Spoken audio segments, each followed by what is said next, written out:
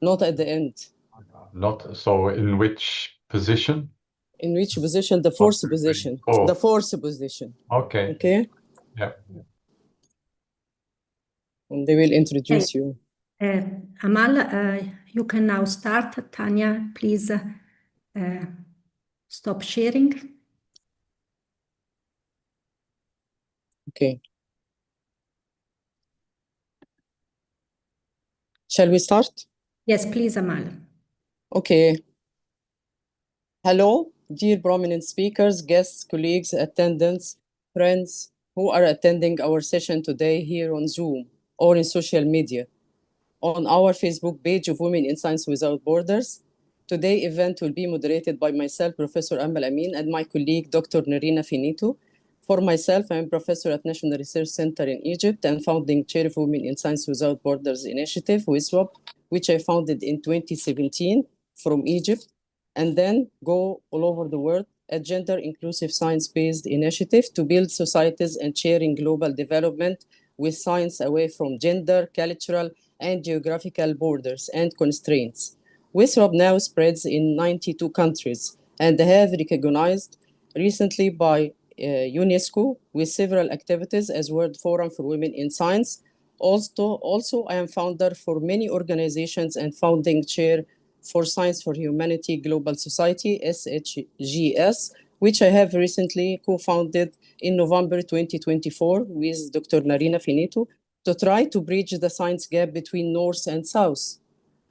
I am also fellow of International Science Council, ISC, and co-founder of Global Young Academy. Today's event is for celebrating the International Day for Refugees. Maybe I can say memorizing, not celebration. Highlighting the power and the importance of science diplomacy in today and the future world as main effective tool for peace and increasing the international collaboration, but with equitable partnership, where I think partnership and especially equitable partnership is the most important sustainable development goal among the 17th one. With equitable partnership, brighter future, justice, and real peace can be expected for the future. Today's session is organized by Science for Humanity Global Society, SHGS, Women in Science Without Borders, WISWAP, World Forum for Women in Science, World WFWS, and Traces&Dreams, which is the main sponsor for all these initiatives. Okay, I will leave the floor or the air for my colleagues, Dr. Nerina Finito. Dr. Nerina Finito.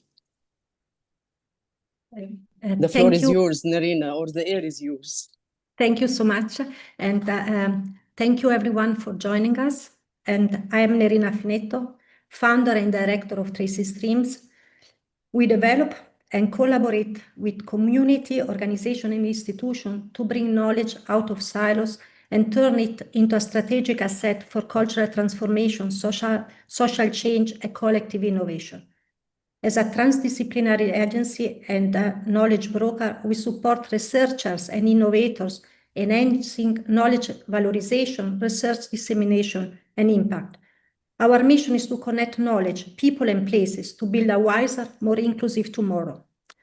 I'm also the co-founder of Science for Humanity Global Society, together with Professor Amal Amin, which aims to serve as a coordinating platform for initiatives such as Women in Science Without Borders, World Forum for Women in Science, and events like today's. At the core of our vision is the belief that science must serve as a unifying force for equitable and sustainable development across disciplines, geographies, and institutions to serve people and preserve the planet. Today's session was planned as a follow-up to the World Forum for Women in Science, originally scheduled for this week in Jordan. Its postponement due to conflict is yet another stark reminder of why these conversations matter. We need not just more science diplomacy, but a stronger culture of diplomacy overall, rooted in mutual respect, collaboration, and a shared responsibility for our collective future.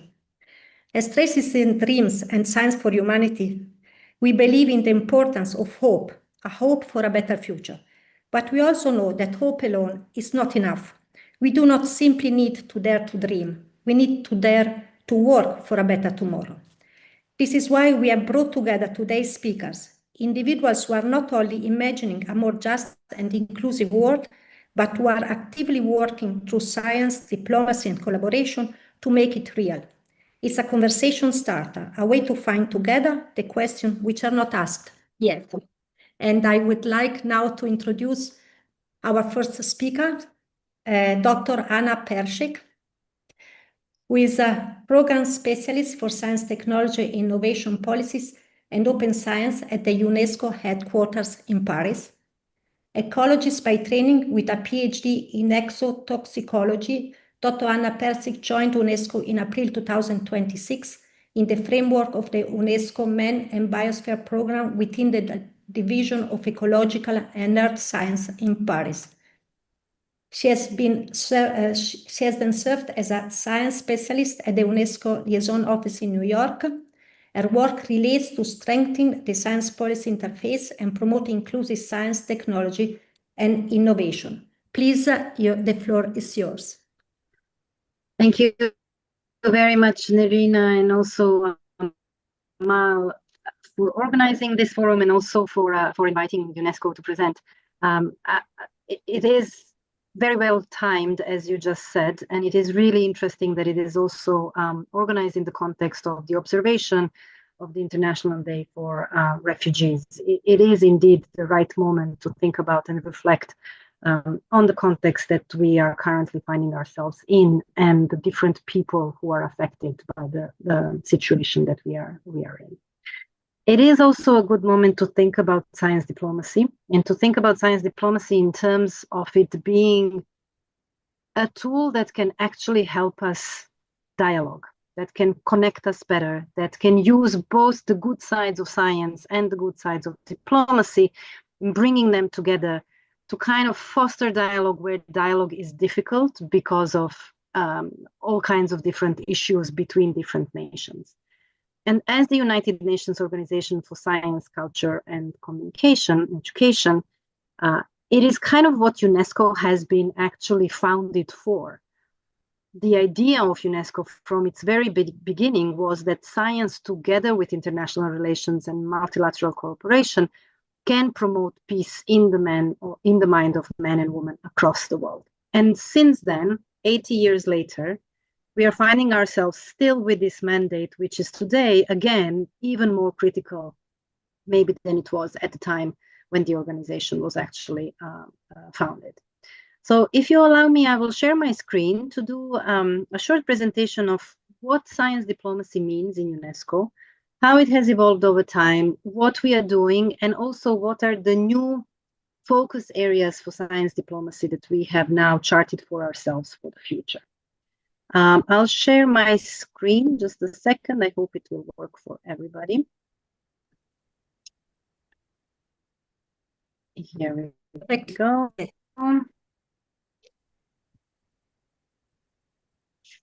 Excellent. So as I said, it is really in UNESCO's constitution that UNESCO is an agency of the United Nations established to build peace in the minds of men and women around the world through science, education, culture, and communication. And we really do see and have seen science diplomacy as a key tool to achieve this objective of UNESCO. And when we talk about science diplomacy without entering into specific definitions of what it is, it really is all the work and initiatives that are happening at the interface between scientific collaboration and multilateral collaboration among the different countries.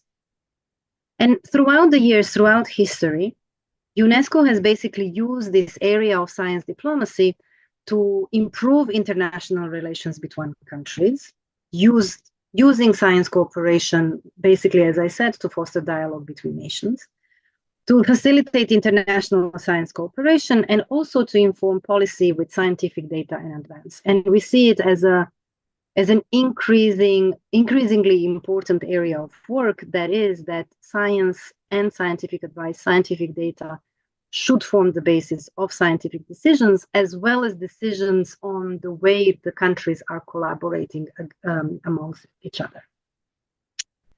So just to tell you a little bit, some highlights which are kind of interesting in this field of science diplomacy and what UNESCO has achieved since its beginning. It has basically been at the origin of the founding of CERN, which is the European Organization for Nuclear Research, founded in 1954. You have to think about the context in which that organization was actually founded right after the Second World War, and bringing together the different nations in Europe to work on nuclear research and beyond.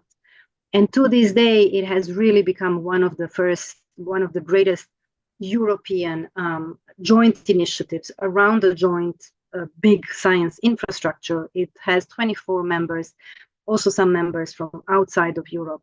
And as you know, they have also been at the founding of a Nobel Prize for the Higgs boson particle several years ago.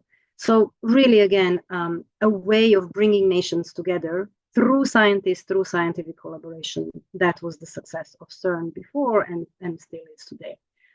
Kind of looking into CERN and trying to replicate its support, the SESAME, which is the Synchrotron Light for Experimental Science Applications in the Middle East, was born and built in 2017 in Jordan. But as I said, it was founded under the auspices of UNESCO and through a UNESCO resolution in 2001. The members are Cyprus, Egypt, Iran, Israel, Jordan, Palestine, and Turkey. So it is a very interesting zone to work in, and independently of the interrelations between these different countries, SESAME has always managed to work and bring these scientists from these countries together, and we do hope that it will continue to do so even in the future.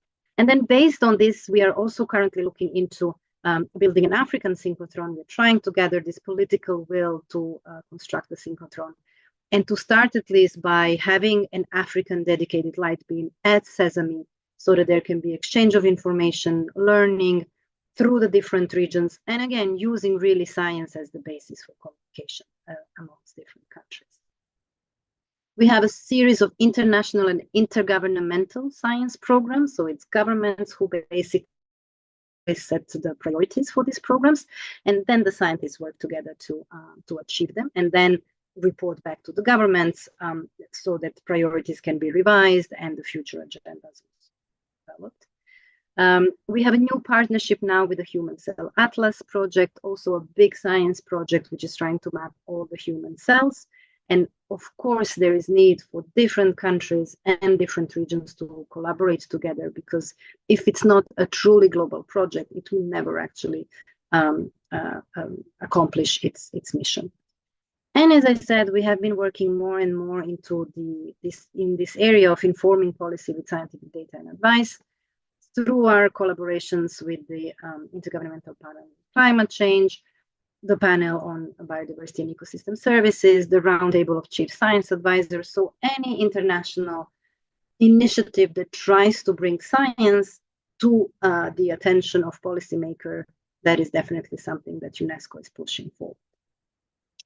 But lately, we have really seen that there is a lot of different things that are coming together in this past few years, in this decade in particular. And we really do feel like there is need to reflect a little bit on what the meaning of science diplomacy is today, and what UNESCO in particular should do more or should do better or differently to really promote science diplomacy as a tool for building peace.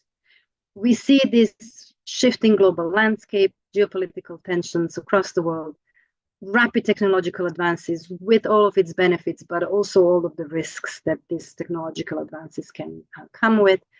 Competition over shared resources. Very often these are limited resources when there is need actually for collaboration rather than competition. And the growing focus on national security, which undermine openness, solidarities, looking inwards towards national interests instead of looking into global interest, all with knowing that global interests are national interests at the end. So, but we do have this shifting global landscape that needs to be really taken into consideration. We have new actors. So before science and diplomacy, science diplomacy was scientists on one side, government on the other, foreign relations ministries. Now we have cities, we have regional authorities, we have non-state actors, multinational corporations, sometimes with more funding and funds than actual nations. Civil society also that is very active and involved, philanthropies. So we do have a new ecosystem and landscape of actors that again have to be considered when we are thinking about science diplomacy strategies. We also have persistent disparities in research capacity, in funding for research, in access to knowledge, access to infrastructures, even connectivity, access to internet services. So all of these things, again, have to be taken into consideration. But we also have this shifting culture of science, moving towards open science, where openness is valued more than competition, where the process of science becomes as important as the outcomes of science, and where we are trying to see with the scientific community how they can engage more broadly with society, how can they communicate more broadly with society, how can we also include indigenous and other knowledge systems into the scientific process or into the building of the knowledge base that is needed to find solution for today's challenges. So a lot of different pieces which really are kind of defining our times. And in this context, there's need to think about science diplomacy differently. And that's the reason why this year in March, we actually brought together a ministerial dialogue, which was built from two parts, a multi-stakeholder conference and a global ministerial segment. We brought together a lot of different people who have been at this interface between science and diplomacy, who have been thinking and working on science diplomacy to understand better what are some key issues that science diplomacy should have a look at today, and in particular, what the role of UNESCO should be there. We had over 1,000 participants, over 60 ministers from different countries, and one of the outputs is this statement from the different co-chairs on science diplomacy in a rapidly changing world, and the report will be forthcoming soon with all the different messages from these different roundtables and discussions and dialogues between ministers and also with other stakeholders. But I think one of the core messages that we got, and it is in this co-chair's statement, is really that science diplomacy is seen as an tool for governments and for the scientific community to communicate and also to build dialogue where the dialogue is difficult because of all different issues. And there is a role in particular for UNESCO to leverage this science diplomacy for peace, for cooperation and sustainable progress. An important message was also that science diplomacy really should look into global commons and prioritize global issues over national issues and national priorities. Of course, this is a statement that came from the ministers. It's a statement that came from the co-chairs. We now have to work towards it's actually being implemented on the ground. Going a little bit deeper into some of the also important things is that the ministers and others really looked into promoting openness while ensuring security in scientific research, but also kind of highlighted the fact that openness and research security are not necessarily at odds. You can at the same time have open science and also research that is protected and secured, and science diplomacy has a role to play there. And then, of course, there is need for development of international principles and standards to actually make sure that we don't have the breaches between openness and national security. Another key message was really that there is need for equitable collaboration and for in the area of development and the use of emerging technologies. Looking into global digital divide has now become a matter of human rights as well, because every human right is also in today's world connected to the access to the digital sphere and the capacity in that sphere. So looking into digital divide, even before we start thinking about emerging technologies, is something that is key, including for science diplomacy. And then, of course, the frameworks for ethical and equitable use of these technologies is something incredibly important going forward. And another thing, as I said, extremely important is the management of common goods, including knowledge, space, water, and other global commons. This is where science diplomacy really needs to come. Sorry, Dr. Anna, only 1 minute left. Excuse me. Perfect. I only have a couple of slides left as well. Okay, thanks. So building on all of that, really at UNESCO, we are now starting a new initiative on science diplomacy, where we would specifically look in open science and the role of science diplomacy in promotion of open science, while balancing research security, intellectual property issues, and technology risks, new and emerging technologies, continuing to build our arsenal of normative instruments, equitable use of emerging technologies, like the UNESCO recommendation on the ethics of artificial intelligence, looking into shared resources and global commons, but also developing a program on science in crisis. Not only the use of scientific knowledge when the crisis strikes, but also what happens with scientists, what happens with the scientific equipment, with the scientific infrastructures once the country finds itself some natural or other disaster or emergency. And we've worked with Ukraine on trying to understand the impacts of the conflict on the scientific landscape in Ukraine. We are doing it now for Sudan, and we are hoping that we will also be able to continue collaborating with you in this regard. Well, I'll stop here, and I hope that if there are any questions, I'd be very happy to respond. Thanks a lot, Dr. Anna. Thanks a lot. The questions, I think, will be at the end to catch our time and let all the speakers to display their point of view, okay? Please, for the attendance, keep your questions at the box down, please, to collect all questions together. The next speaker will be Dr. Angela Liberator. The title of the lecture will be The European Framework for Science Diplomacy. I will give a short introduction about Dr. Angela. Dr. Angela Liberator is head of the scientific department at the European Research Council, which manages the evaluations and monitoring of projects submitted to ERC in all scientific domains and undertake ex-ante and ex-post analysis of ERC-funded research. She previously worked in the research programs on environment and climate, social sciences and humanities, and then international cooperation in the Directorate General of Research. She holds a PhD in Political and Social Sciences, European University Institute, and degree of Philosophy, University of Bologna. The floor is yours, or the air is yours, Dr. Angela, for 12 minutes, to leave some time for questions. Absolutely. Thank you for the invitation. I'm very Thanks a lot. honored. Thanks a lot for your presence here. I'm honored to be for the second time involved in an event of the World Science Forum, very much needed.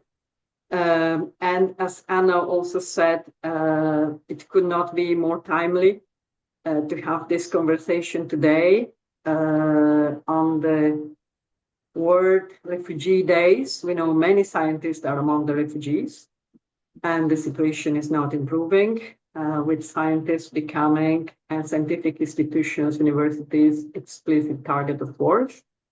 We also know that the meeting was expected to be held in Jordan, which would have been wonderful. I love Jordan. I have been in the area, hope to come back to the area when possible.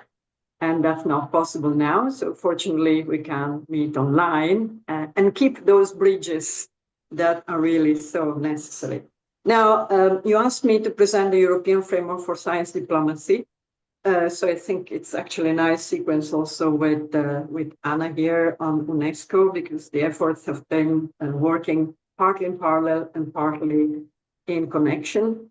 In the European Union, the effort has been made already for quite a while. Commissioner Moedas long ago was speaking about the importance of open science being open to the world, and also introduced, if you like, in the European Union policy narrative and action, the notion of science diplomacy. I was actually working on that at the time. before joining the European Research Council, and then now in the European Research Council. So what happened more recently is that during last year, a co-creation, if you like, of 130 people, diplomats and scientists in Europe, meaning in the European Union institutions, dealing with both diplomacy and science, and in the member states of the European Union and the countries associated to the research framework program, for example, Norway and others. We did put together a report and recommendations for a more, if you like, formal framework for European Union science diplomacy. Why? Because, as also Anna mentioned, science diplomacy can be, should be, and continue to be a bridge for dialogue among scientists when other people don't talk anymore and where other bridges are non-existing or viable for a while. At the same time, it matters because science is power and can be used either for cooperation or for competition. And this is another point I think Anna highlighted about the relation between openness and security. Sometimes there are true tensions, if not alternatives. So both reasons, science matters, is power, and science is impacted by what happens in the international sphere, including having scientists among the refugees that we are honoring today, where the two reasons, in addition, of course, to the dialogue. So what is this framework? And I did put in the chat the link where you can find the framework. I do not have a PowerPoint, but I can provide Nerina and Amal with the PowerPoint that can be shared if you like it. So basically what we discussed is that, as we all know, and surely Arthur and others will mention, the AAAS Royal Society report that has been the seminal report in launching the notion of science diplomacy with its tripartite discussion of science in diplomacy, science for science, diplomacy in science, and science for diplomacy. So, of course, the point for our framework was not to engage in a definitional discussion, if you like, which, of course, is useful to have the proper wording and language. So we also added one part, science in diplomacy. But the main point for us was to look at science diplomacy as a practice, or should I say, a set of practices, because we wanted also to be very action-oriented. And in dealing with that, as I mentioned, we did acknowledge the fact that there are both competition and cooperation in science diplomacy. I'm totally in agreement with Anna and the UNESCO approach about stressing the cooperation approach as the basis for science diplomacy. I think we all acknowledge that it is also used for competition in terms of first mover advantage in critical technologies or what have you. So the point is, by acknowledging this, what do we do and how do we play science diplomacy constructively? So what we did was to, through 1 year of work of 130 people in 5 working groups, we developed an analysis, a bit of background, and also, and we'll focus on that and then close, some recommendations. The recommendations are, if you like, clustered under 3 aspects. One is about strategic instruments, the second is about operational instruments, and the third is about enabling instruments. For strategic instruments, we include priorities for European science diplomacy to be defined and addressed by both diplomats and scientists and other stakeholders involved. To find, which resonate with the point that Anna made, the proper balance between openness and restrictiveness. We now try to say, instead of saying as open as possible and as security as necessary, which makes people concerned about, if this is a continuum, how much are we eating on openness by restriction. We try to say we should have open and safe international cooperation, safe meaning not only safe in the physical sense of safety of scientists and scientific institutions, but in terms also of taking care of aspects of security in terms of misuse, misrepresentation, and even more nasty spying or other. And another important point, how to use best science diplomacy in the sustainability and protection of global public goods.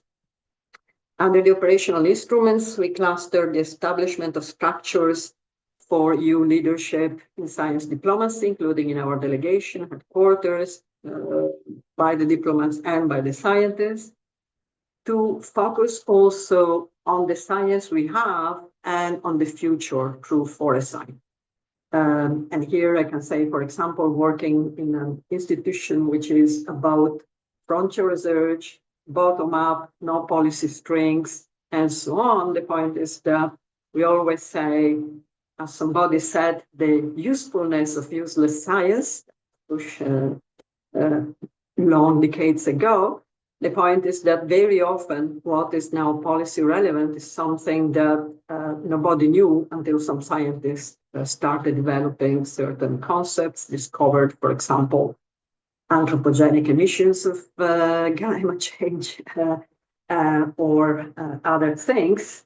So it's also very important that the foresight that science can bring is brought into bear for science diplomacy, so that it helps science diplomacy also to look ahead and not only, which is very important, as Anna said, in the crisis of today.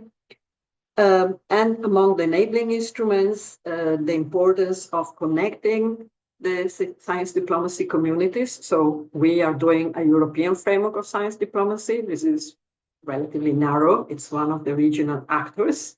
And fora like this are very important to make all the communities working on science diplomacy really connecting with each other and strengthening each other's work. We definitely need to strengthen each other's work. There's room for everybody, and it's definitely an area of cooperation rather than competition. Also, training. We need to both training of diplomats on scientific aspects, and we need to have also scientists, at least those who want to engage in science diplomacy, to be trained into what it means to be involved in global affairs, whether they are involved mainly in science with sciences kind of cooperation, when the others do not speak with each other, what some people call track 2 diplomacy. This also needs to be learned. It's not easy. For those of you who have that experience, it's not easy. But also to be trained to work with diplomats and policymakers in international organizations and all along. So to finish off, the vision we propose in this report that you can read, and it's available on the link I sent, is for European science diplomacy, now I read, to become a key instrument in the European Union diplomatic toolbox, fostering peace, European competitiveness, and a safe, sustainable, and prosperous future by all, by harnessing the power of science and technology in a responsible way. Now, this is a report. Of course, the report needs to be backed by action. Some of the actions are there. The European Commission is an observer in Sesame and a funder of Sesame, as well as other important infrastructure. We have international agreements with many countries. In ERC, for example, we have specific fellowship agreement with 13 different countries outside Europe to ensure that scientists speak with each other and visit each other. We are now discussing under the so-called Choose Europe slogan, how to make Europe a good place and a safe place, of course, not only for Europeans, but also for scientists who might wish to leave countries that have been for a long time not seeing places where people would want to live from, but people where, for example, most European, including myself, spend time, and speaking about the USA, but of course also for colleagues and scientists in many areas of the world. We have schemes, for example, for refugee scientists from Syria, from Ukraine, and from others. So some actions have been taken place. The framework hopefully will enable more action to be taken place in a way that is structured and more effective. I thank you for this opportunity to exchange with you. Thank you so much, Dr. Liberatore. So I'm sure that so you can find the report also on our website in the coming week if you want to read further. Thank you so much. And now I would like to introduce Professor Marcelo Knobel, who is Executive Director of TWAS, and who is going to speak about equity, capacity, opportunity, rethinking scientific cooperation with the Global South. I will say some words about Marcelo. Professor Marcelo Knobel serves as Executive Director of the World Academy of Sciences for the Advancement of Science in Developing Countries, TWAS, a position he assumed in December 2024. A distinguished physicist and science advocate, Professor Knobel brings more than 3 decades of experience in higher education leadership, scientific research, and science communication. He previously served as rector of the University of Campinas in Brazil, where he has been a faculty member for 30 years. With more than 300 scientific publications and numerous prestigious awards, including Brazil's most distinguished science and technology honor, Professor Knobel is internationally recognized for his contribution to physics research, educational innovation, and science popularization. Professor Knobel, the floor is yours. Well, thank you. Thank you very much for inviting me to participate in this important and interesting panel in this important day. It's a pleasure to discuss the issues of science diplomacy. I will not go into the details of what we do here regarding that, because just after me, Peter will talk about the main initiative that we have about a science diplomacy workshop initiative and course that have been doing for many years here together between TWAS, IIP, and the AAAS in the United States. But of course, it's important to mention that I am now director of TWAS that was developed, that was thought more than 40 years ago, already as a, before the hype about science diplomacy was created.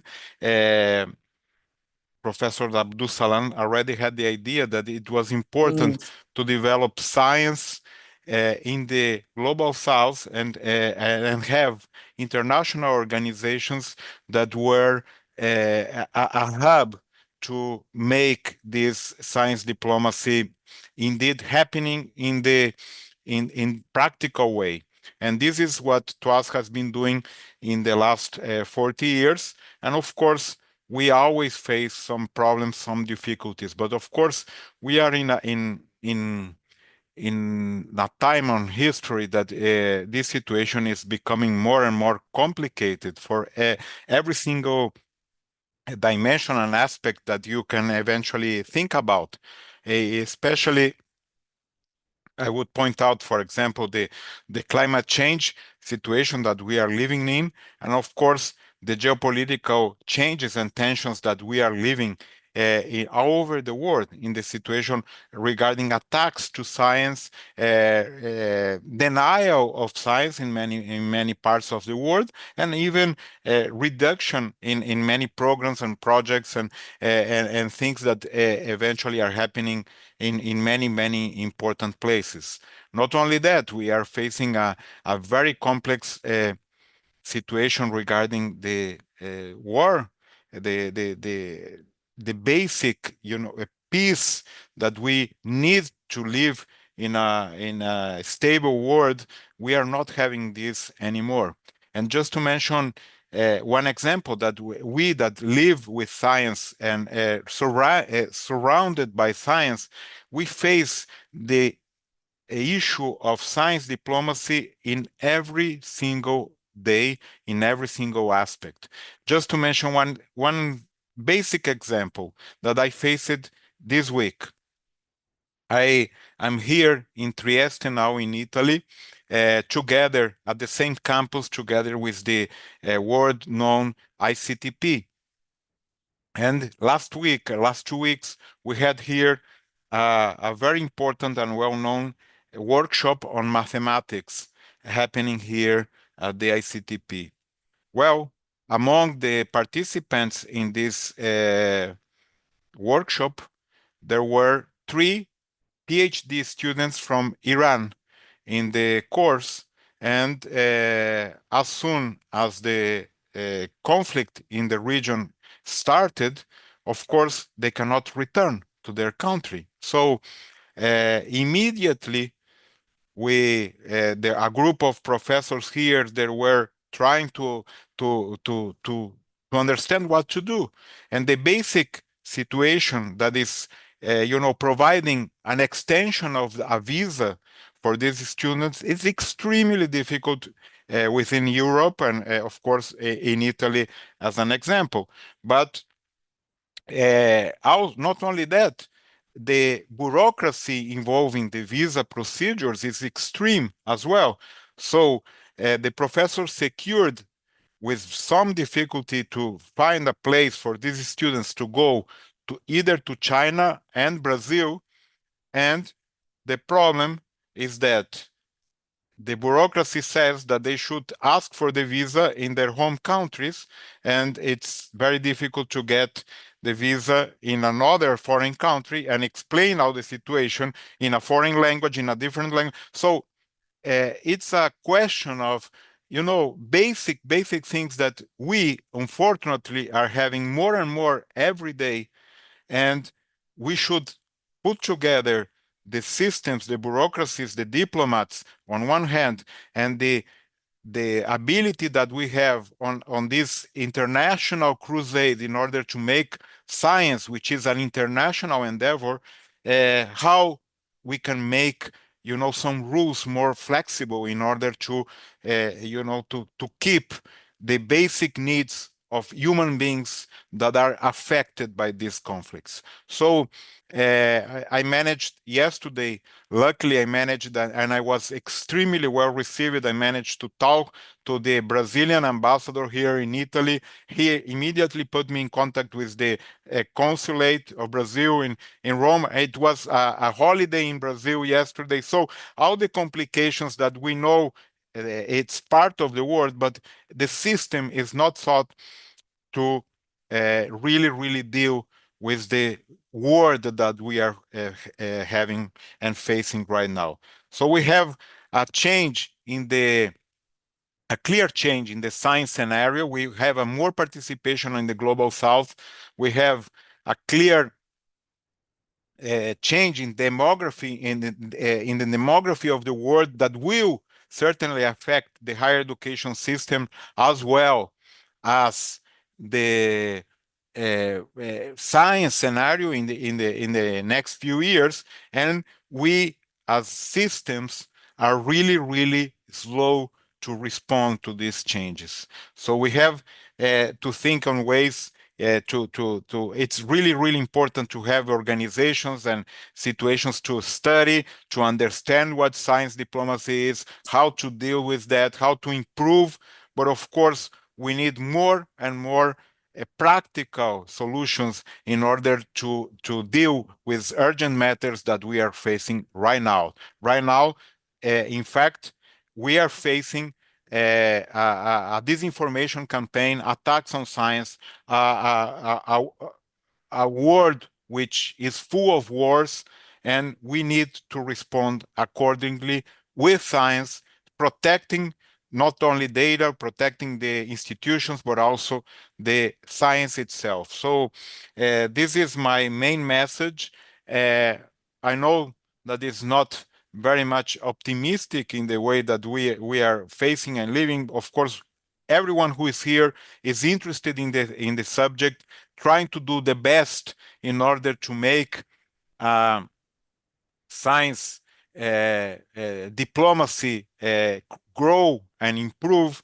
And of course, it's absolutely fundamental that we, as the people that really try to make it happen, work together in order to find better solutions or better ideas on how to develop quickly this important branch of research and action in the global science world. So let me thank you again for the opportunity. I will remain here for the discussion afterwards.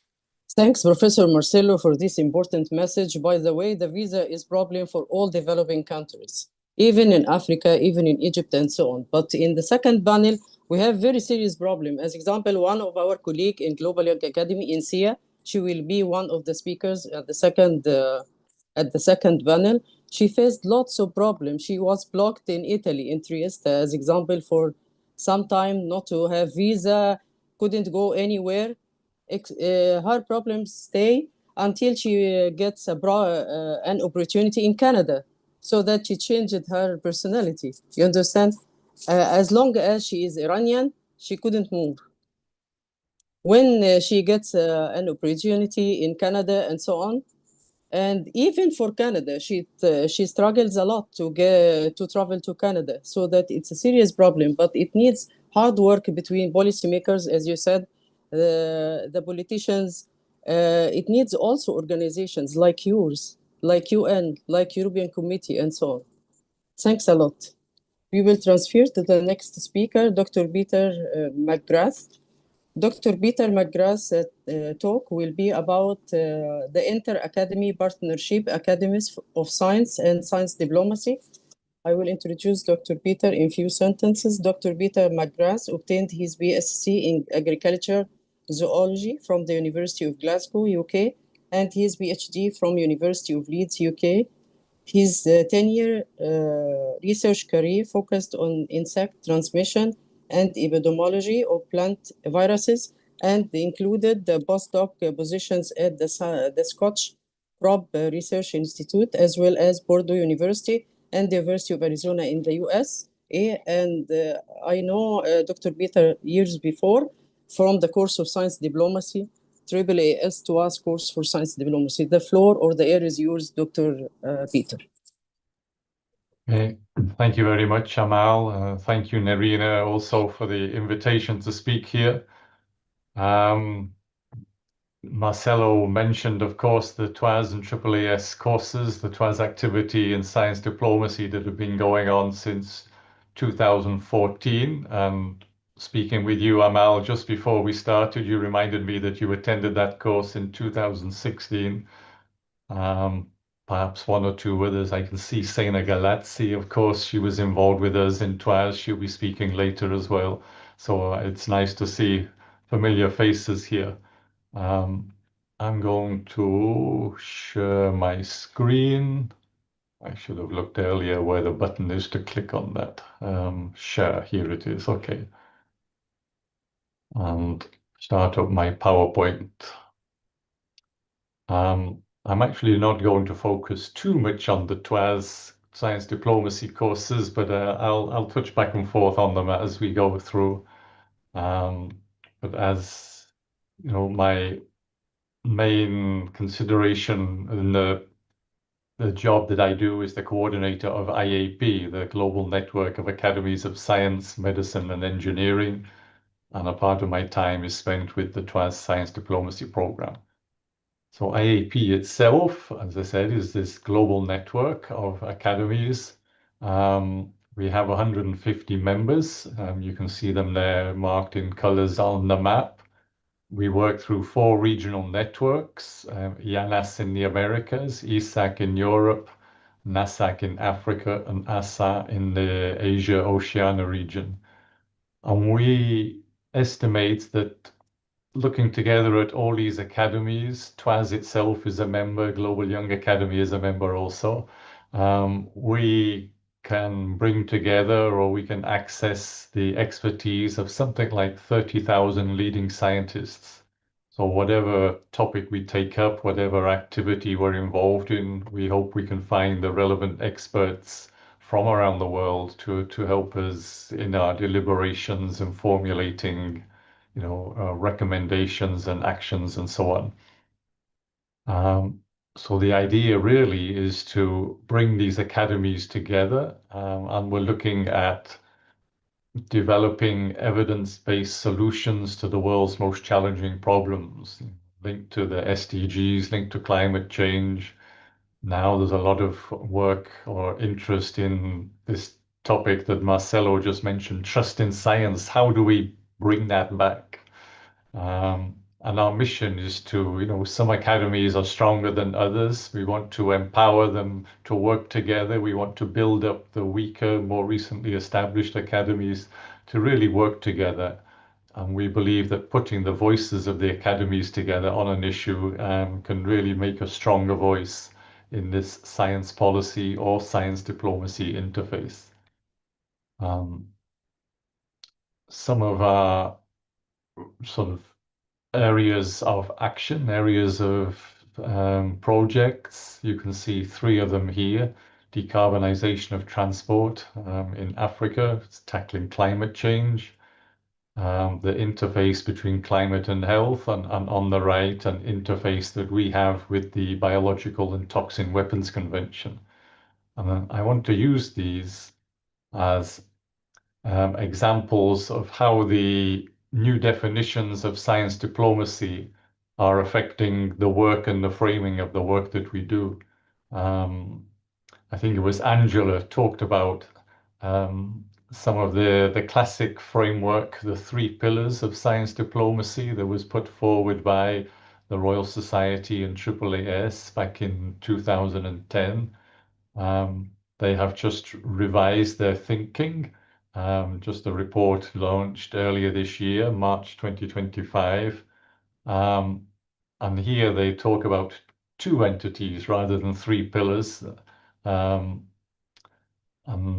the framework, the 3-pillar framework, has been simplified to science impacting diplomacy and diplomacy impacting science. And I think, Anna, when you were talking, you also sort of referenced this model of the relatively simple interactions, 2-way interactions between science and diplomacy. One of these new factors and reasons for looking at it away from the 3 pillars model is that there are new variations in science diplomacy since the 2010 definition was put forward.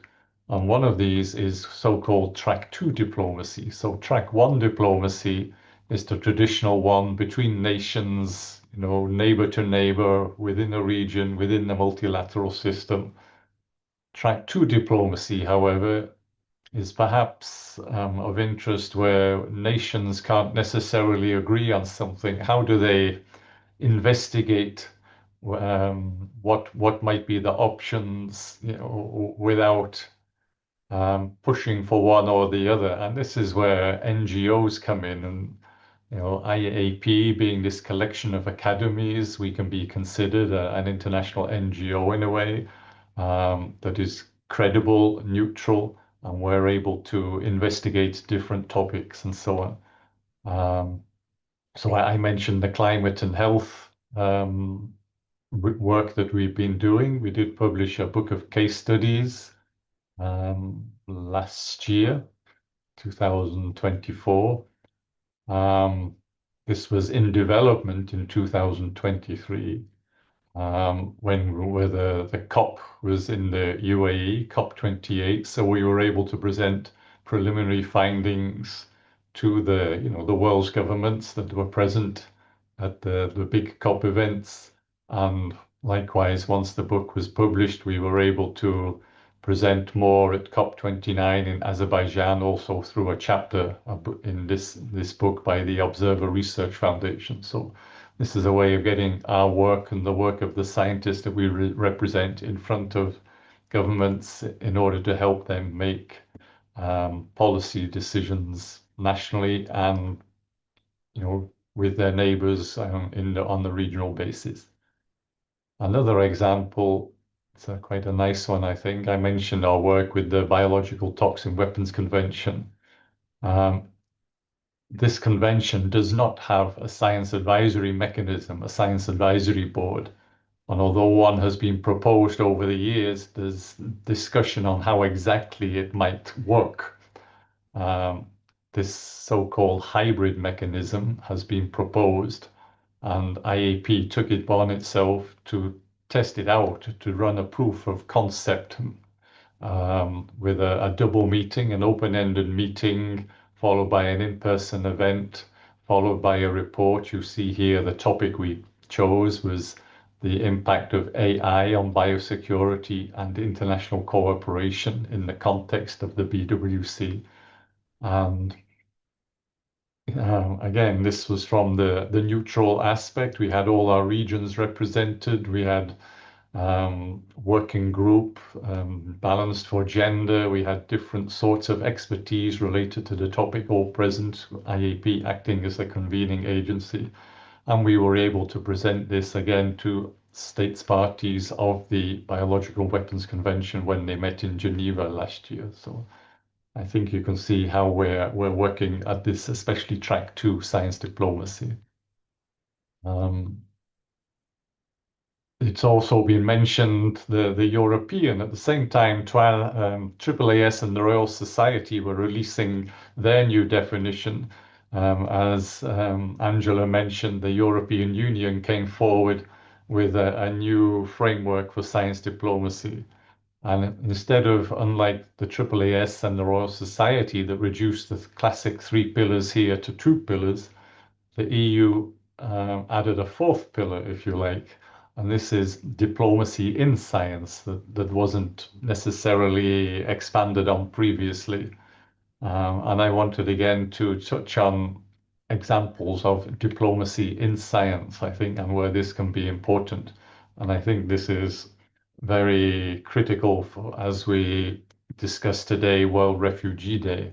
One example here, I think, is the collaboration that we have between IAP TWAS and the International Science Council, a project called Science in Exile that advocates for the support of refugee, displaced and at-risk scientists. And I encourage you to take a look at this website if you're not familiar with this. One thing we've done under this project recently was a webinar just a few weeks ago, about a month ago, 21st of May. The recording is now online if you'd like to look. And it was on this concept, again, Anna touched on it, safeguarding scientific data in times of crisis. What happens to data? What happens to the, let's say, the computing infrastructure that is storing the data?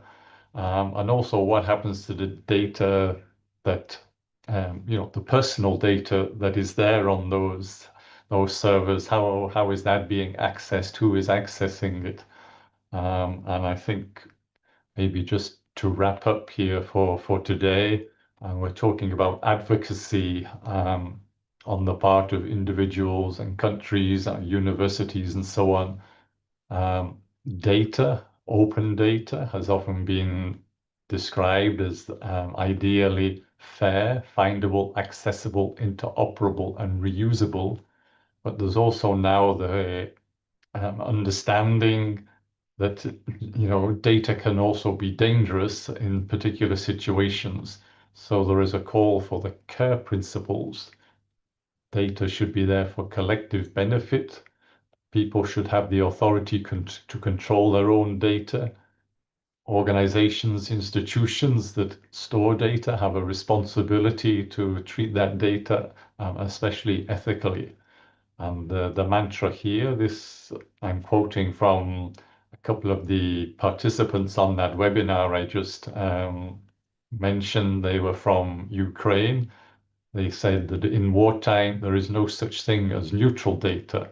Academic affiliations, publication records, even login traces on virtual platform, all these can be used to track, target, or punish individuals. So hence the push for care of data.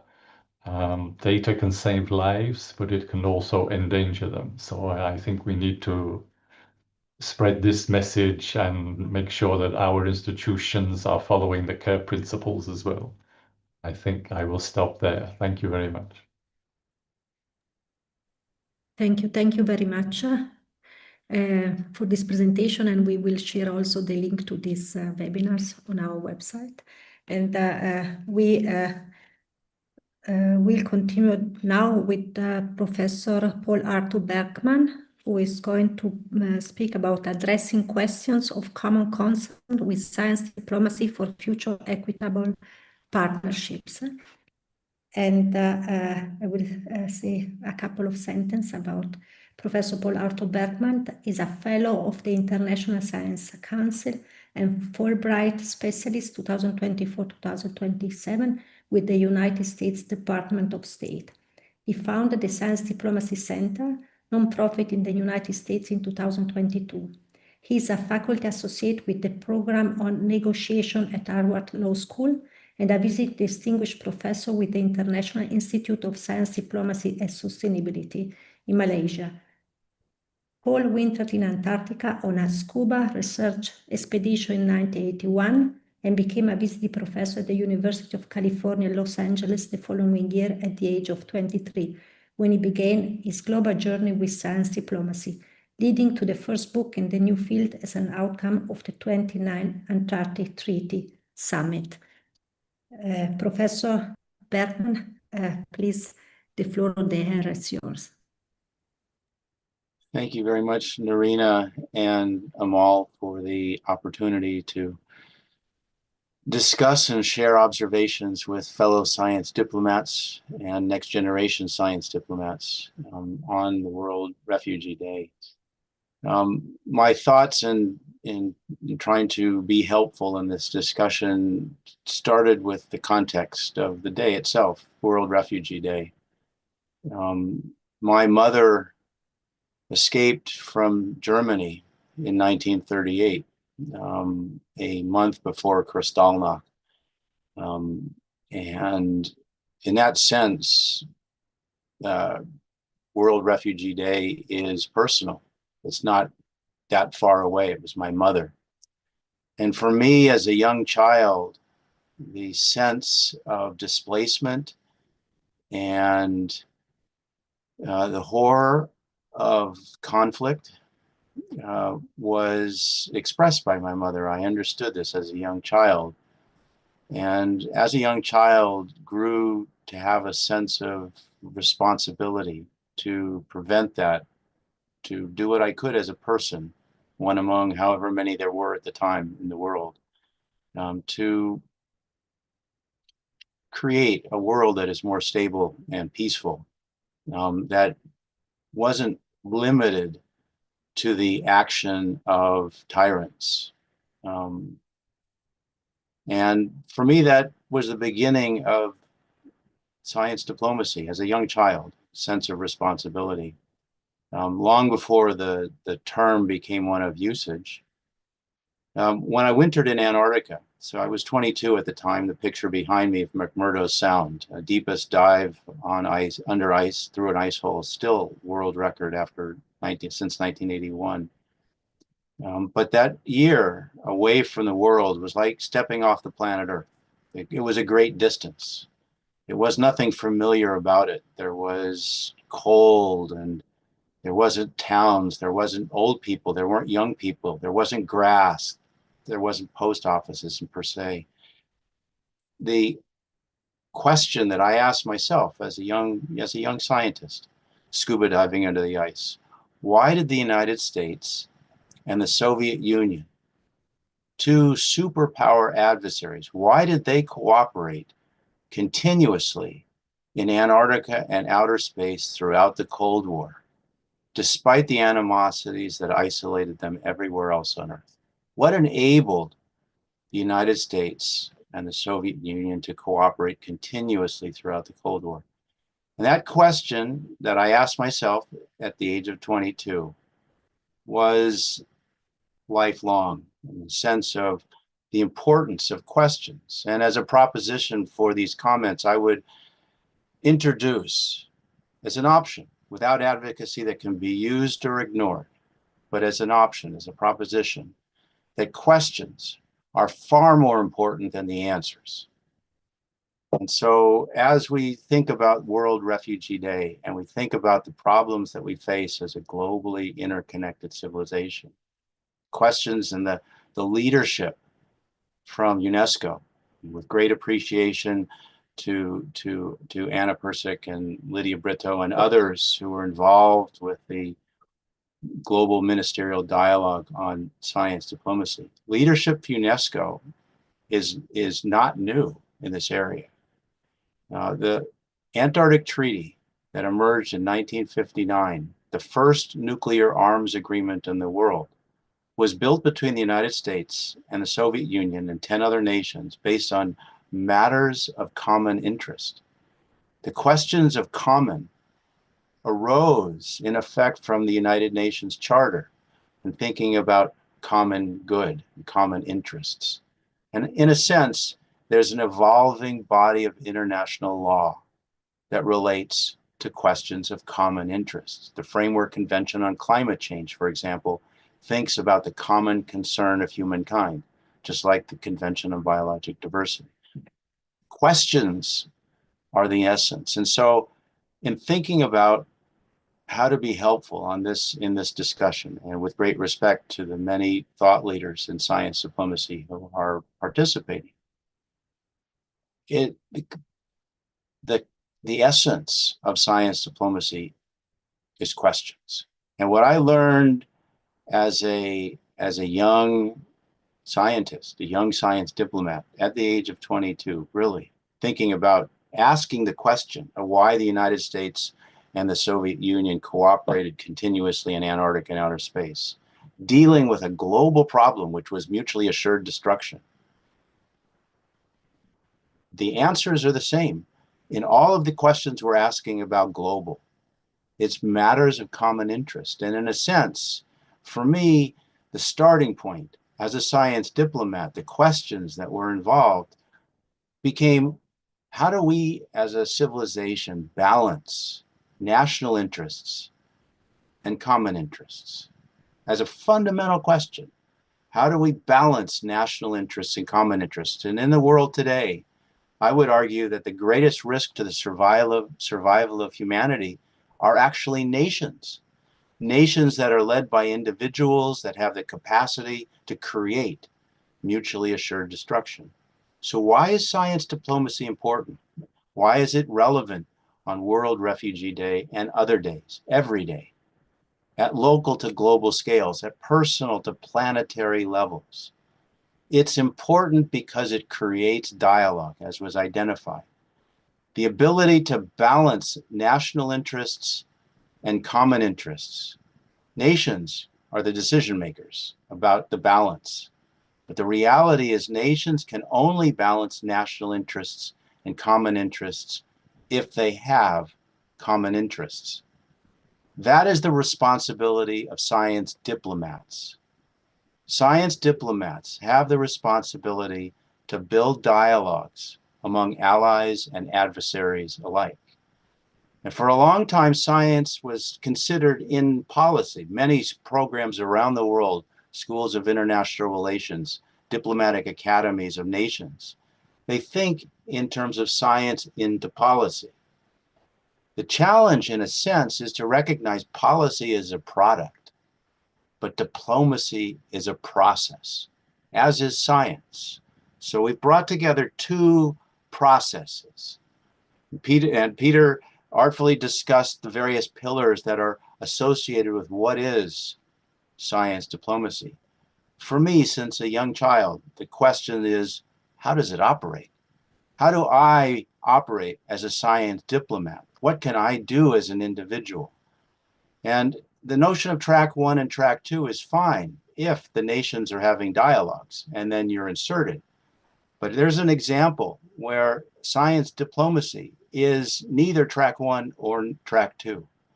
And that was when, after convening the Antarctic Treaty Summit to learn the lessons of the first 50 years of the Antarctic Treaty in 2009, the following year, as an individual, not with anything, medals on my shoulders or badges or imprimatur of a great decision maker.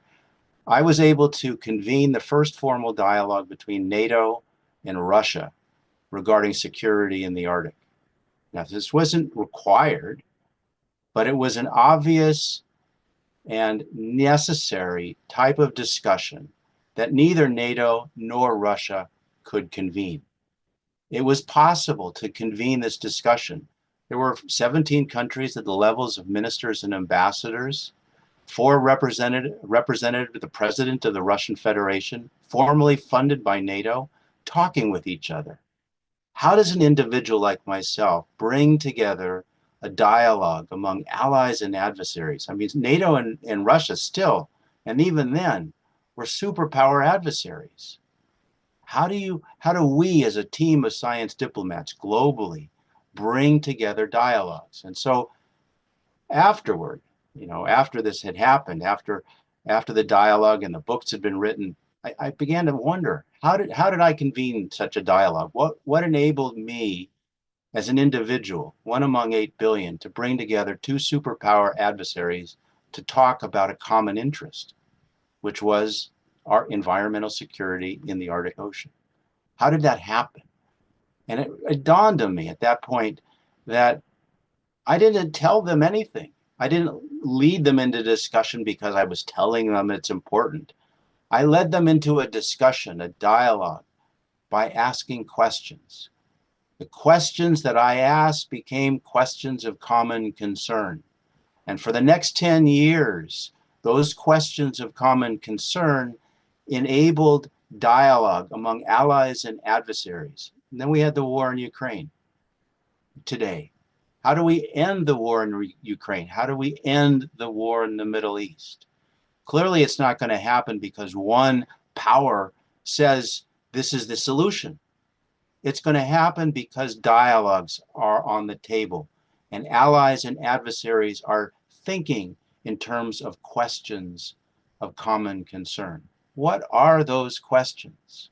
That's our responsibility as scientists, natural scientists, social scientists, indigenous knowledge. All of us, whatever our methodology, whatever our training, our expertise is, we learn to ask questions and we learn methods to answer those questions, revealing patterns and trends and processes that ultimately become the basis for decisions. The challenges we face are the questions we ask. And if we think about the processes start with questions.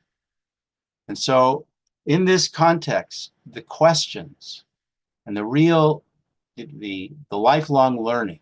So I now, this is 1982 was when I began teaching at UCLA. So more than 40 years ago. Why, I don't know. I just did. It was passion, per se, insight, intuition, whatever. But I was allowed to migrate through the system with such passion and given the opportunity to build science diplomacy.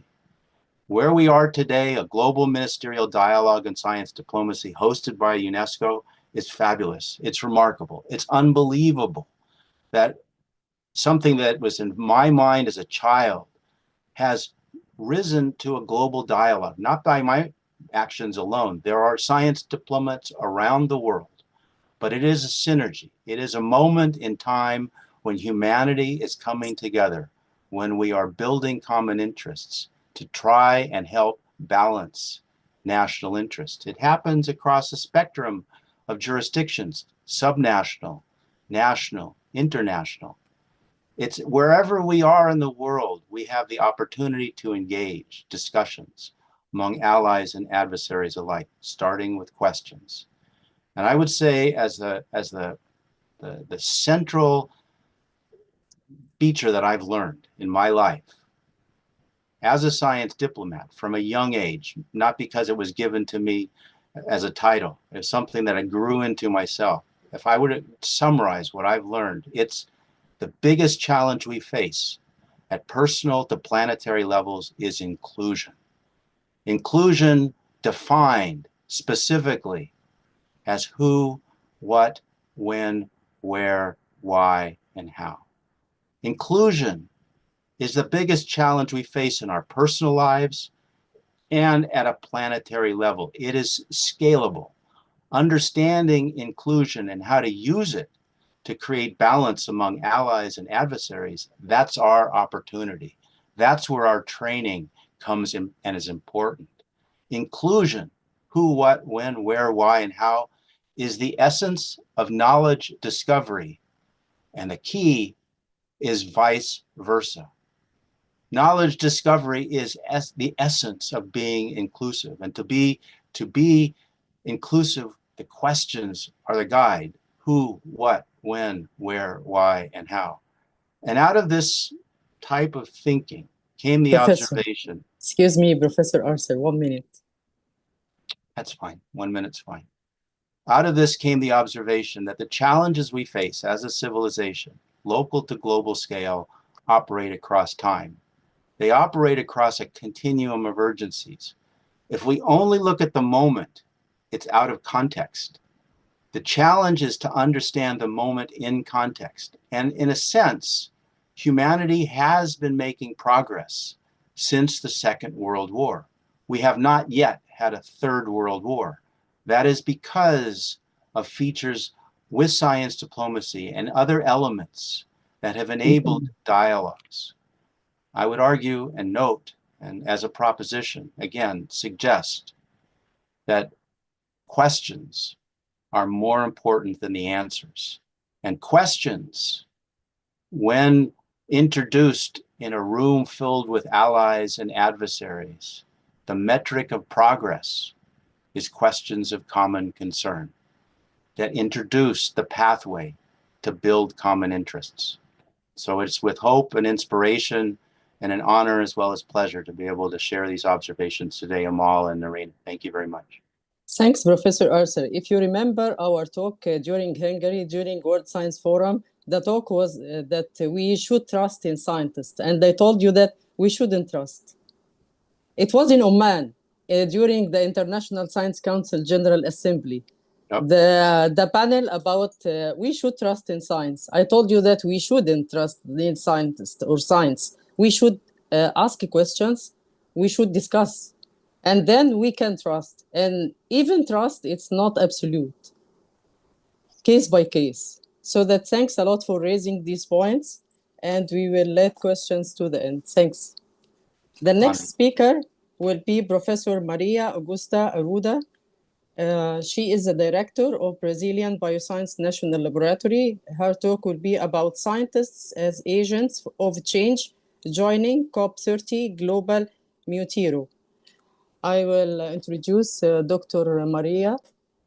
She is the director of the Brazilian Bioscience National Laboratory, part of the Brazilian National Center of Research in Energy and Materials, where she leads research groups that employ cutting-edge integrative biology experimental approaches to themes spanning from sustainable development to fundamental biology, from host pathogen interactions to drug discovery. She's also supporting COP30 incoming presidency with the design and the implementation of the Global Mutiro Initiative, a call for decentralized bottom-up and self-organizing mobilization.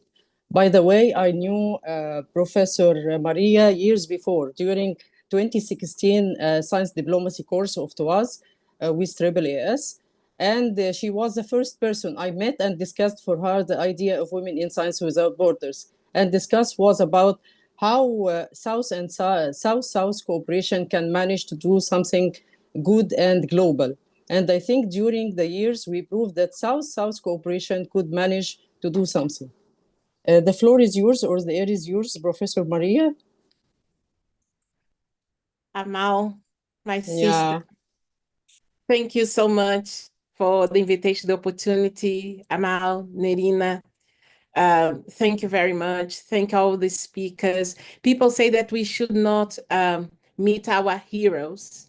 And I'll tell them that they don't choose their heroes wisely. I'm here with so many heroes, so many friends. Marcelo, Nerina, Peter, Amal, Professor Paul Arthur Beckman, and many the distinguished speakers. I'm going to share my So hopefully you can see my screen. Yes. And then now it's in presentation mode. So, and just another tiny unrequired advertisement of the science diplomacy course delivered by TWAS and AAAS. That's yes, where I met Amal. I had the privilege to see the idea of the women in science without borders come to life. I was in a moment, I told myself that I had a week to have a midlife crisis. I had just turned 40, 9 years ago, almost 10 years ago. And it changed my life completely, that course, opened my horizons. And that's why I'm here talking to you today. And that's why probably my career took a very unexpected turn after that week in Trieste. So thank you. Thanking Marcelo Nobel, now the executive director, I thank TWAS for this. So Amal asked me for a title, and then I thought, well, what can I tell these people? And then I thought it would be good to share something that I've been working more closely. As she said, I'm director of the Brazilian Biosciences National Laboratory at the Brazilian National Center for Research in Energy Materials. But what I'm telling you here is a story, it's a collective story that I have the honor to be part of with the COP30 presidency that is going to be in Belém, Brazil. But before, I would like to bring, because today is the World Refugee Day, and I think it's difficult not to think of, Hannah Arendt when we talk about refugees. And I can only imagine how devastated she would be seeing everything that happened since, the end of the Second World War, and particularly what is happening right now. And in this quote that I'm not going to read everything, but is here for you to enjoy, she says, the world found nothing sacred in the abstract nakedness of being human. So we are here talking about science and science diplomacy and connections. It's about the people. And the moment that we forget who we are and what we do and the shared humanity, I think that's when everything goes wrong. But I'm trying to keep, I need to keep myself hopeful. So here's this quote from Representative John Lewis, the late member of Congress in the US, that he says, do not get lost in a sea of despair. Do not become bitter or hostile. Be hopeful, be optimistic. Never, ever be afraid to make some noise and get in good trouble, necessary trouble. We'll find a way to make a way out of no way. We'll find a way to make a way out of no way. So here I share my solidarity with all the refugees that share humanity with me, with us. And it's a transient state, being not being a refugee is a transient stage that can be stolen from us at any second. But I'm going to show you very quickly where I'm from. So Marcelo Nobel was a director in this complex of national laboratories that we've got in Brazil, squeezed between the old coffee plantations in the state of São Paulo, a little piece of the Atlantic forest, and a little bit of the Brazilian savanna, the Cerrado. Marcelo was director of the Brazilian Nanotechnology National Laboratory some years ago. And I am now director of the Brazilian Biosciences, but we also have the Brazilian synchrotron light source. This campus was home of the first synchrotron light source in the Southern Hemisphere that gave space to Sirius. That is one of the 3 brightest light sources in operation in the world. Most advanced 4th generation one. We've got also the Brazilian Biorenewables National Laboratory. So this is by all means a science diplomacy campus or experiment. And now we are increasing our reach, having the first biosafety level 4 to work with viruses like Ebola infrastructure in Latin America. That is the Orion project. So as I said, that's my little patch in this beautiful campus. And when I joined RN Bio after 12 years, over 12 years in the UK, so I joined as director in 2023, I thought that we need to think about our mission. So our working mission that is always evolving is to use integrative biology, because that's what we do. We are a bunch of molecular structural biologists that aim to understand health and disease in the Anthropocene, and this way give support to the development of healthcare solutions. And I try to make it as light as possible, although it's a bit of a large, long mission, because I believe that science is the only way out, but we can divorce ourselves from our responsibility in the state we are now, from the climate stress, the climate crisis, all the way to the different and excruciating levels of inequalities about in the world. So as a Black South American woman, my ancestors reached those shores because of slavery. I'm the offspring of enslaved people. And I never thought when I was being trained that I would see in Science Advances a paper about the ecological and evolutionary consequences of systemic racism in urban environments. And now I think that science is reclaiming this space and trying to give answers and explain sometimes what we already know when it comes to, the determinants of human prosperity or doom. So in my experiences, and I should say again that, this reawakening, rewilding of my mind and my heart, it started in Trieste in 2016. I believe that we need to promote, as scientists, paradigm shifts, holistic approaches, equitable relationships, particularly between North and South. We need to use responsible research innovation to address the intersectional failures of our past through co-design, co-production, and co-delivery. So, as Arthur Ashe said, you start where you are, use what you have, do what you can. So I try to do in our practice at RN we are 200 people doing research in the whole campus of Senipen, around 1,700 people. We understand the role we occupy in the research ecosystem, particularly in Brazil, but, trying to reach other areas through our research. I think it's, we should always try to strive for more. And I was so happy when the president of COP30, Ambassador André Corrêa do Lago, and Tulio Andrade, that is his chief strategy officer, called me to join the Mutirão, the Global Mutirão thing. So Mutirão is a native Brazilian, it's an indigenous Brazilian word, derived from Tupi-Guarani, that was one of the many peoples that occupied our land. That means to put hands together to work together. So it's a quintessentially Brazilian social technology, much more than a joint effort or a task force.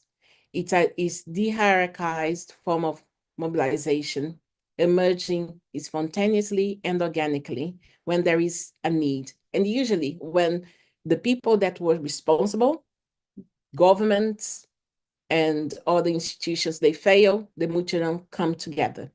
When there is a flooding, when there is a natural disaster, or also when there is something good like a harvest, or we need to build a roof. So in March, Ambassador André Corrêa do Lago launched his first letter as president of COP30, launching a global mutirão. So here, if you want to follow the link, is the link of this first letter. So here's the inspiration to use this collective knowledge to do something to source new interventions and new avenues to fight climate change. And then something interesting is that people sometimes think that mutirão is something very, very unique. There are millions of mutirões happening across the globe fighting climate change as we speak. People are not dying, they are not allowing themselves to just perish. They are always trying to find solutions. And many of these people trying to find solutions, they are just in very remote places without a voice, not being heard. And those very inventive things that they are developing can't be rolled out because we don't know about them. So here's the Mutirão core team. Tulio Andrade is the head and our chief strategy officer, with Andrea Vicini and Vinicius. They are members of our foreign office as well. Diego, that represents the finance sector, Eric Terena, the indigenous communities, and Lennon Medeiros, that I'm going to talk a little bit more in a second, about the urban communities that usually when we talk about climate change and loss of biodiversity and all these things, we forget the local, the urban communities that are in the forefront in the fight against climate change. So here's some guiding principles that I can share the presentation later if you want. The first one, the most important one, come as you are. The second one is the transdisciplinarity. So we need scientists from different areas, but also the civil society, NGOs, and governments, and farmers, and people coming together. It's autonomous, so we don't have a governance like, for example, we are not an established thing. We are just coordinating and helping people to get together. There's a focus on action and accountability.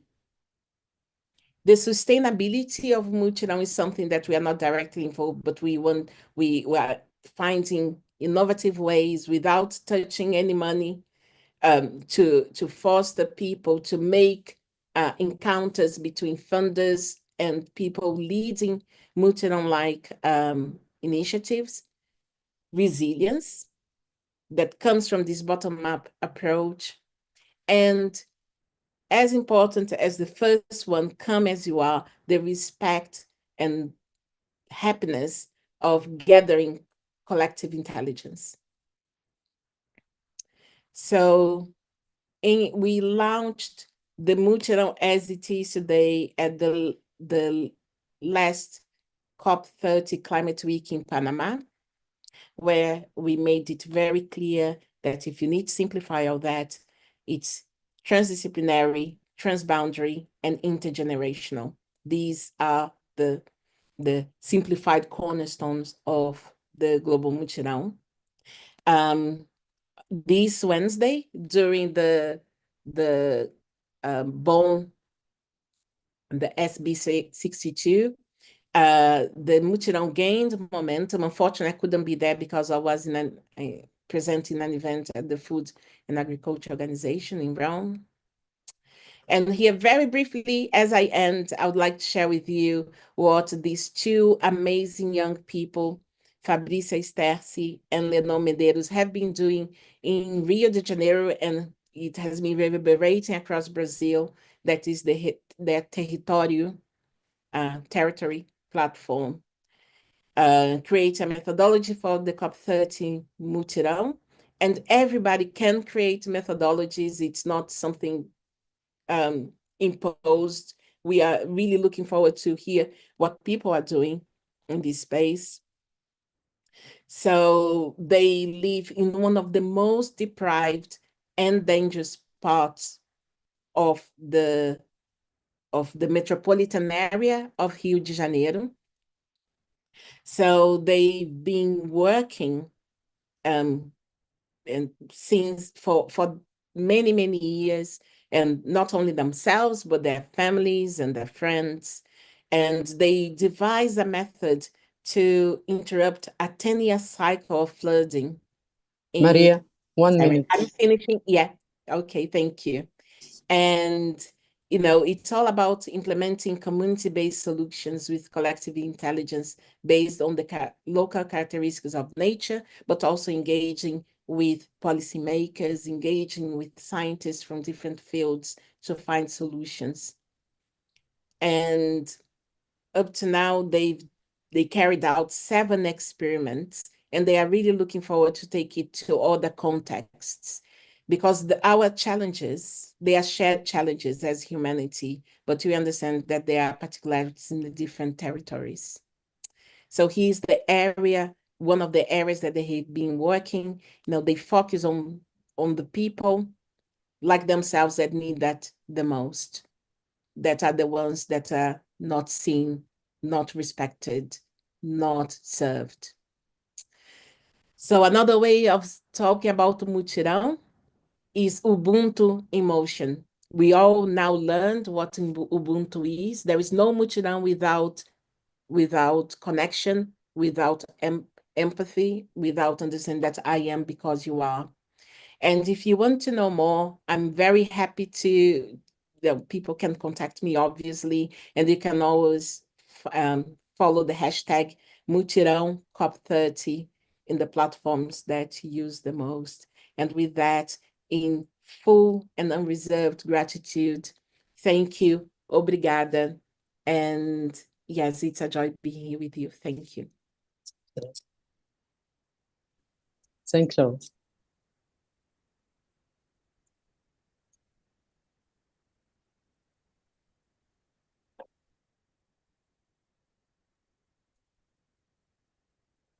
Thanks a lot, Maria. Thanks a lot for all speakers. We can open the way for questions, but before going to the questions of the audience, I have one question for all the speakers. But every speaker will have 2 minutes only. It's a challenge, but I will ask the question because it's my own questions always. Although ongoing efforts to make science diplomacy effective, but we still need more efforts, especially in the current geopolitical situation worldwide. So from your experience, what's needed more to speed up these efforts, to be more effective and stronger? Maybe we can begin with Maria, because she's the last speaker. What should we begin with to speed up this process? You broke a little bit, Amal. Can you please repeat?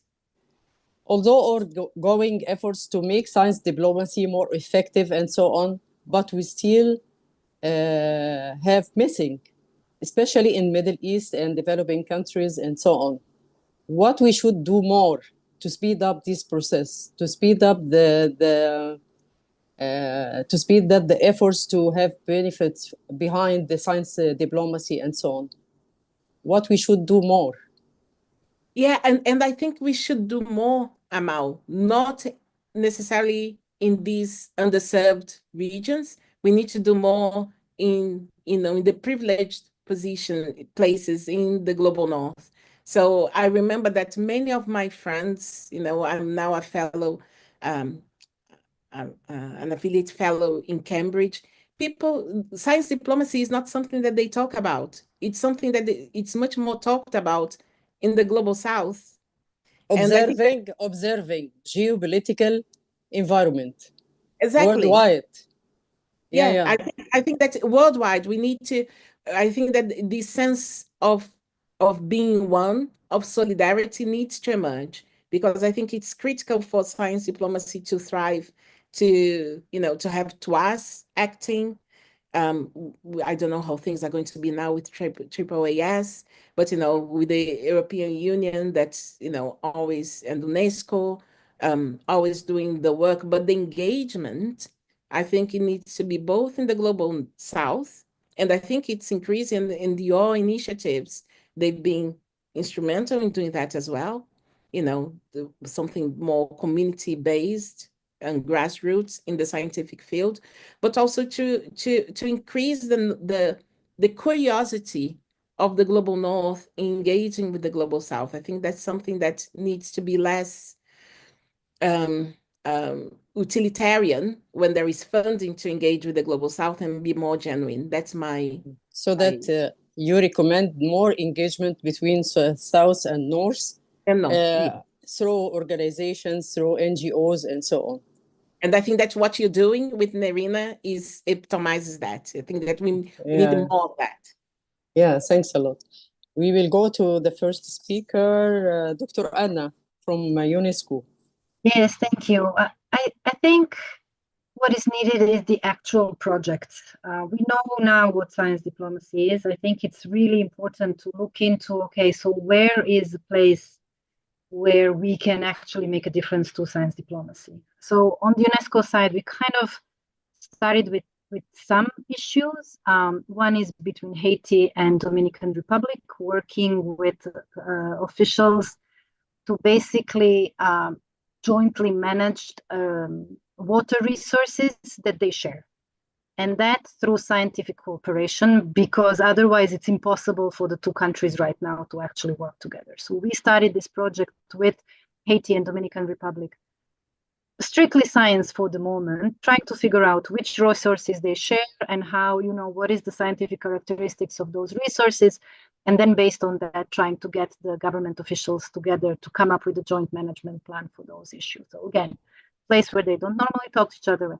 The other thing is we've started now looking into the Nile River and trying to see same thing.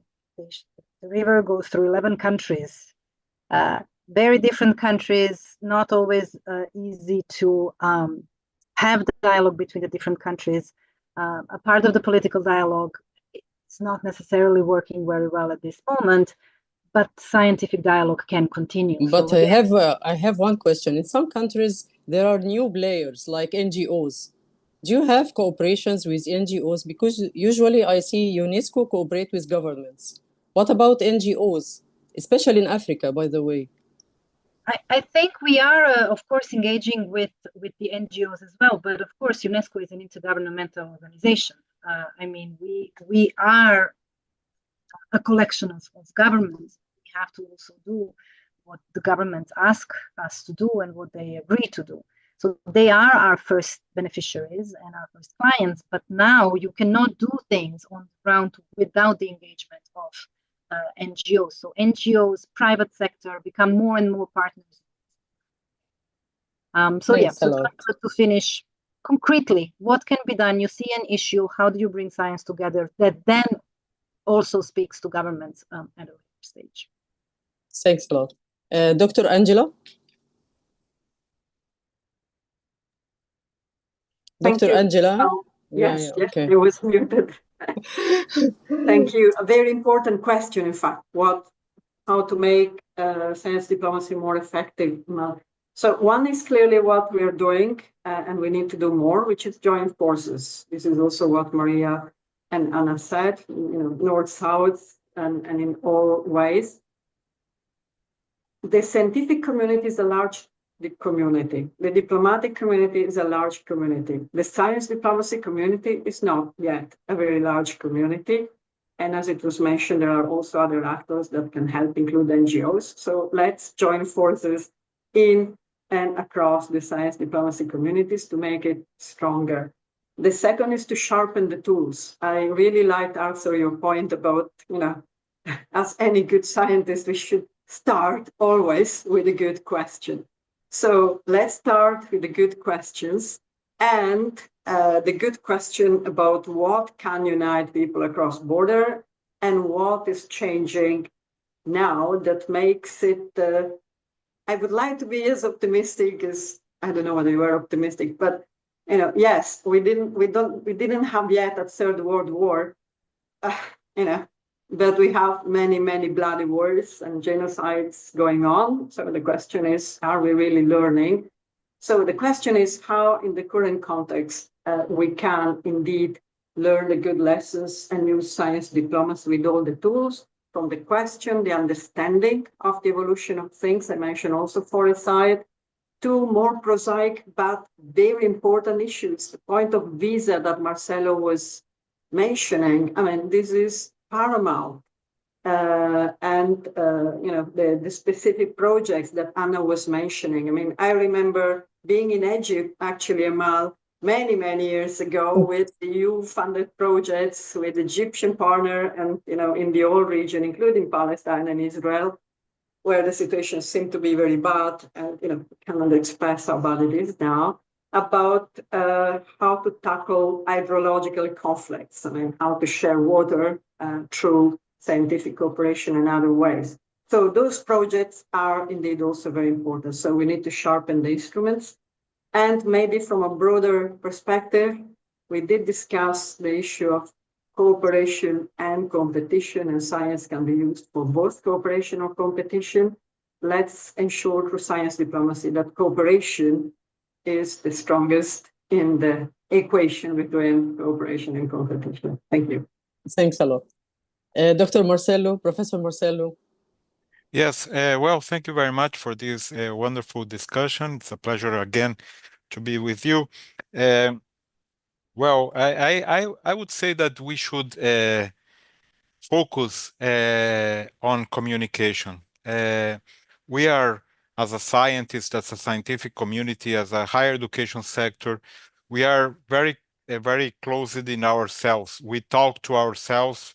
We don't really manage to reach a fundamental part of society, and we should, in my opinion, try to be more effective in communications to show how science is absolutely fundamental for the future of humanity.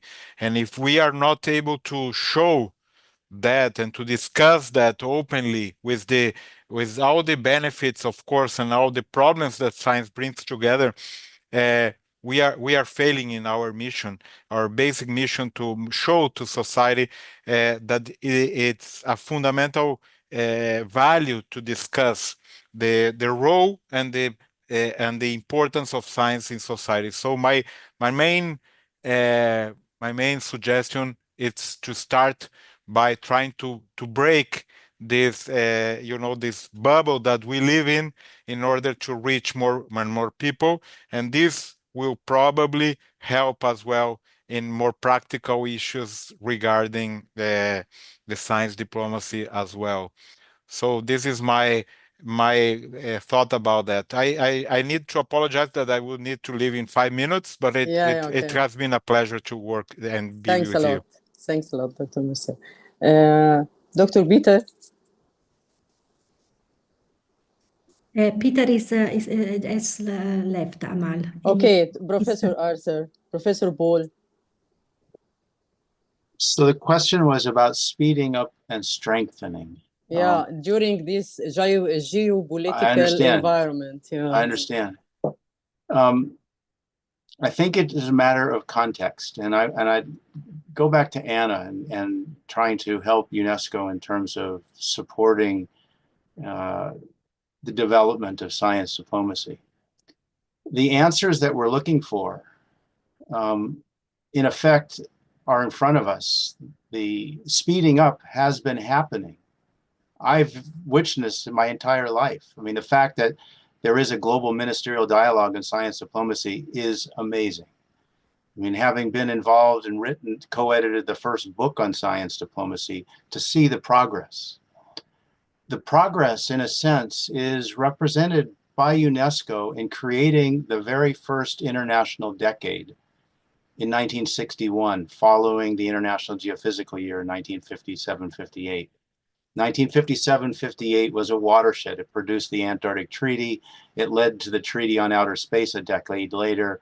It opened the door to think short to long term. The challenges we're facing are from a security timescale that's immediate to a sustainability timescale that's across generations. The challenges are across generations. So speeding up, in effect, is catering to the political chaos. The reality is the solutions we're looking for involve education, They involve training next generation science diplomats, empowering them today when they're young, so that they can contribute to a more peaceful, stable world when they're in positions of influence. The real challenges are the opportunities, the hope that's involved exists. The United Nations created a history of decades, international decades, all of them. All of the decades rest within UNESCO. Years and days and weeks are spread across the entire United Nations.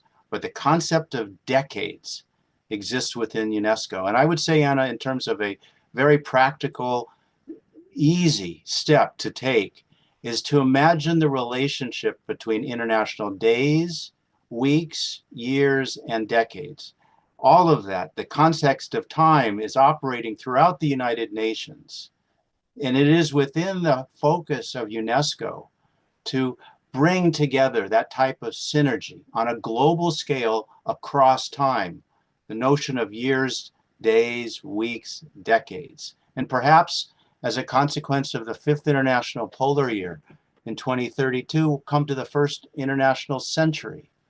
But a metric of success isn't speeding up. The metric of success in this is continuity across time. The continuity is where the stability comes from. And in that sense, science, perhaps better than any segment of our society except for religion, offers continuity to the world. But religion's difficult because it's divisive in different perspectives. But science is a common place for dialogue. And if we think about it, both religion and science have the same objective, which ultimately is survival. Survival to make our lives better today, to make our lives better for our children and our grandchildren. It's a matter of survival. And it's not just at the moment, it's across time, it's across generations. And I think that's where a question about trying to accomplish something quickly is perhaps undermining the challenge that we face, which is across generations. Thanks. Thanks a lot, Professor Arzel. Norina? Amal, if you agree, I would slowly go to the end because of time. I would only like to first thank you all, the panelists that participated until now. I think that there are a lot of food for thoughts. We have touched on very, very different aspects, and they are all very relevant. And what the panels also shows that what is anyway needed is a conversation beyond borders, disciplines, generation, dialogue, and understand the different views and work together toward this. And I couldn't underline more what Professor Bergman said, the questions, to look for the questions, and they are more important sometimes than the answers. And we have one question of that directed to Dr. Anna Persik. If you kindly could review it and reply it would be great. About funding. Can you tell me about the question, please? About funding of projects like those in Sesame and so on, but in Africa. I mean, the funding, we have to raise the funds, right? The funding doesn't come on its own. We have to, just like anybody else, convince everyone needs funds. Everybody else. So it's not openly there, but if we make the case correctly and then work together to fundraise, I think at the end of the day, these are not huge amounts compared to the investments that countries are doing in some other fields. But we do have to make a good argument to make sure that we convince the countries and other donors to invest. But that's why recently I suggested for everyone to go to involve private sector, NGOs, and so on, to help at least in fundraising and to implement these policies in low cost, even in developed or in developing, in both. Yeah, absolutely.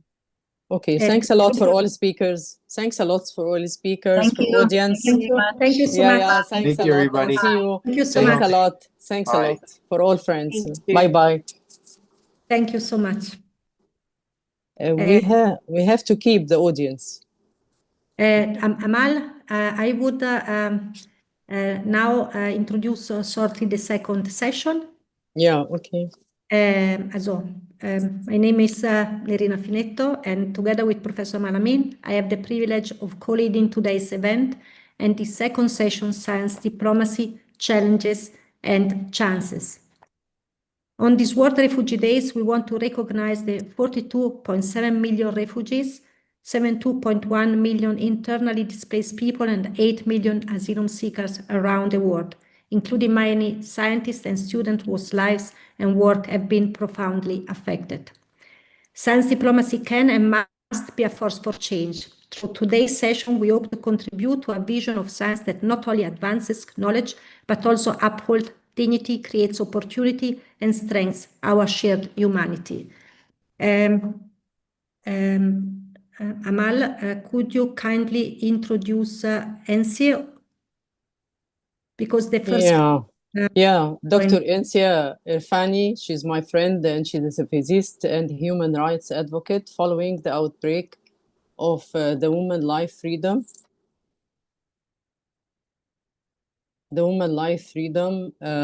movement in Iran in September 2022.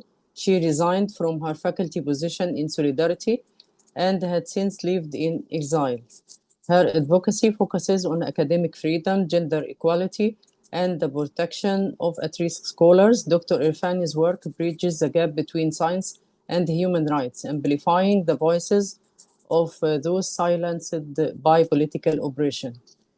Her talk will be about dual standards of science diplomacy. The floor is yours, Insia.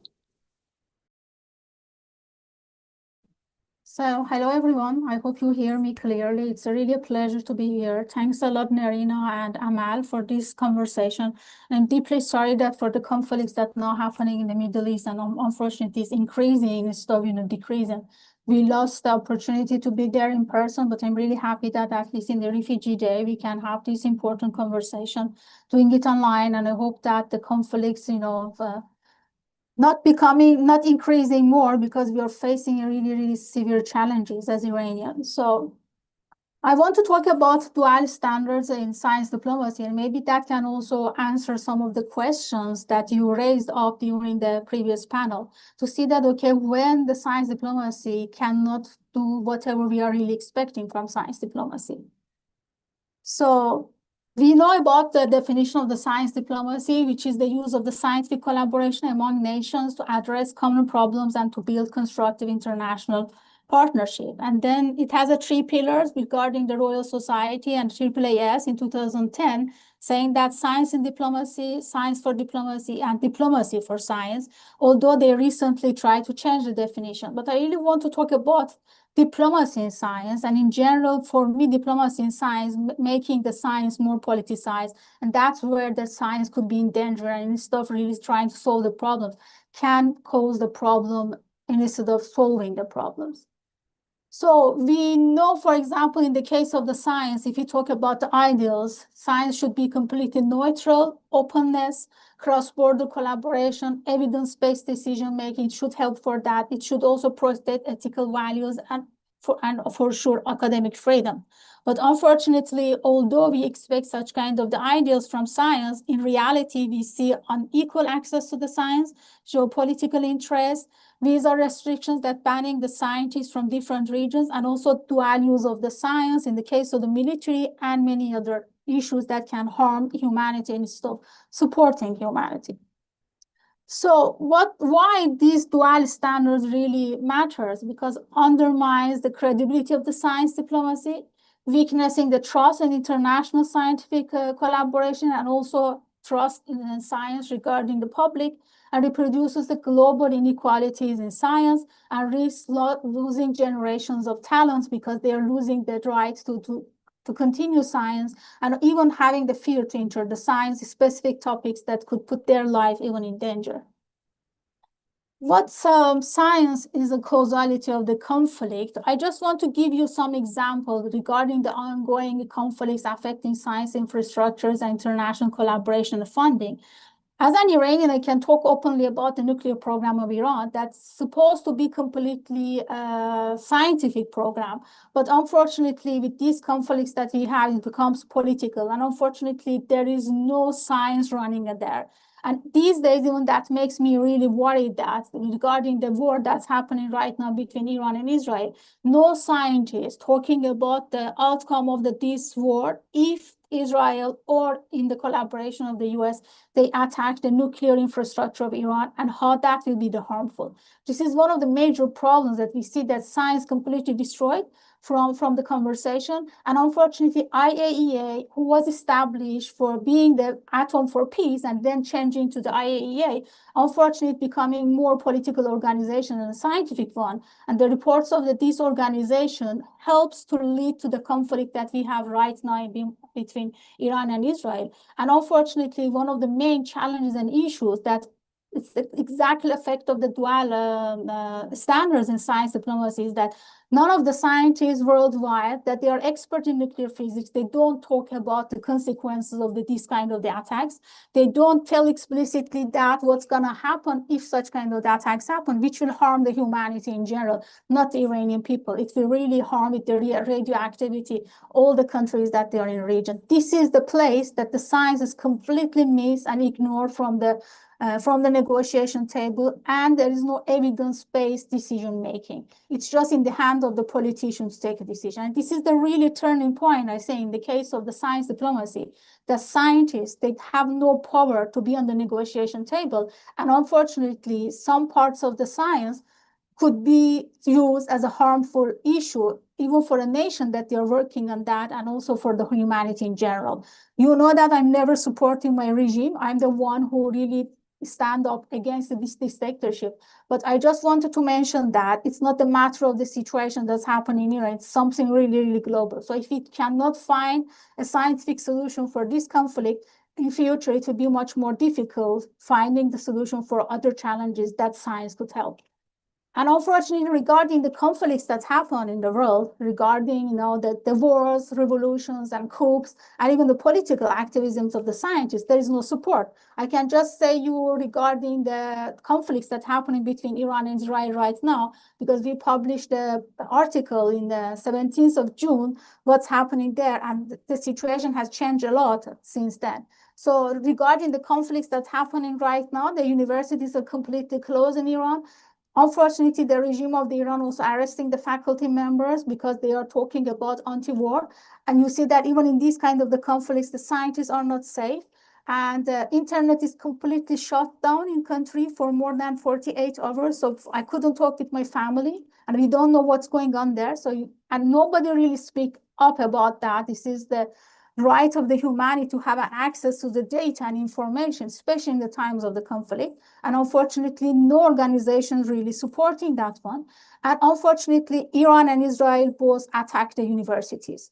They are mentioning that in these universities, the science could have a dual uses for the military and other stuff. So they find the right to attack it. So, which is one of the things that we are completely missed, because in the international laws, we don't have any protection for the scientific centers in the times of the conflict. So it's not considered as a crime to the humanity if we attack the scientific center. So the life of the scientist has no value when the conflicts happen. You see that what kind of such kind of things also happen in Gaza. Almost all the universities have been destroyed in that region. And of course, we hear a lot about the US university situation these days, the cut budget in many of them, especially if they are related to the federal budget. Many scientific projects, they cut their budget.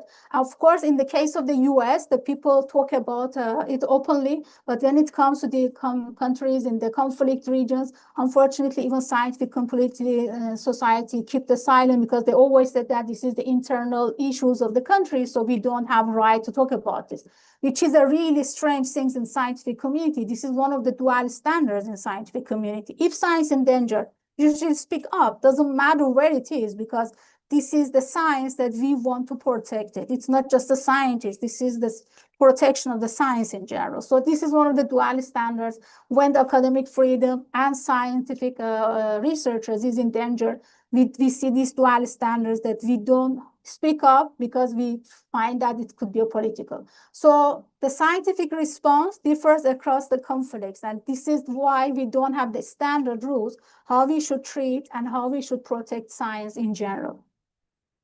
And we talked about the visa inequalities in the scientific mobility, the travel bans, visa denial, security clearance delays for scientists, especially from Global South. And of course, that also becomes a main challenge in the time of the conflict. So you heard in our last paper with the Nature, there was a scientist from Israel mentioning that also he was in a scientific travel, and he couldn't come back to Israel with the direct flight. But as an Israeli, he had a valued passport, and he could go to London and find a flight from there to go to Jordan, and of course from the other ways to enter to Israel. But in the case of the Iranians, we hear the information regarding what few scientists that they were at ICTP last week to participate in the conference, and they stuck there because the flights are canceled. And unfortunately, due to the visa that they always issue it for the limited time of the conference, I faced that one because they always issue the exact time of the conference. So you cannot even stay a day more to see the country that you are traveling. So now the Iranian students are stuck there. And I'm sure that this is a problem for many Iranian scientists worldwide, because wherever we want to go, we need visa. So we cannot really move to another countries to find a way to enter the country. So this is a really, really big challenge. And we always wait for the conflicts to happen. And after that, we try to find a solution. It's a years that I'm trying to make advocacy for global mobilization of the scientists with a project called Global Position of the Scientist, GPS, and trying to bring it to the attention of the UNESCO, International Science Council, and other organizations. But I'm sorry, since they don't face such kind of challenges in their life, they put their passports in their pockets and they travel wherever they want to go. They don't find it as an issue. They always say that it's the problem of the Iranians, and that's why we don't really interfere in that. So this is not a global issue. Then we face such kind of the challenges that many people should address it just to saving the life of the few that they struck in these kind of situations. So we always wait for the conflicts to happen. And of course, that also endangers the life of the displaced scholars. I'm one of these displaced scholars for 3 years living in exile. And I couldn't find, really a way, although I really openly speaking about the situation of my country, putting my life and the life of my loved ones in Iran in danger, I never find a support in the case of the visa processes. Long security checks, and 2 times I faced applying asylum because of the visa delays. And even now here in Canada, that I'm here for almost 5 months, there is no stability. My contract will over in 7 months because it was for 1 year. And I don't really know where I should go because now even there is no country to come back in January, there's no borders open. So we don't have any solution for these kind of the things because we have dual standards. I will come back to that one as well. So although science knows no country and it's a universal language, but unfortunately, borders control says something else. So that's the major issue. The case study of the displaced and at-risk scholars, of course, the numbers is growing because of the several conflicts that we are going to have, violation of the academic freedom because the democracy is declining almost all around the world. And of course, there's a dual standards in support of the at-risk scholars. We see the really strong advocacy for Ukrainian scholars, not just the ones that they have the PhD, even for the graduate students.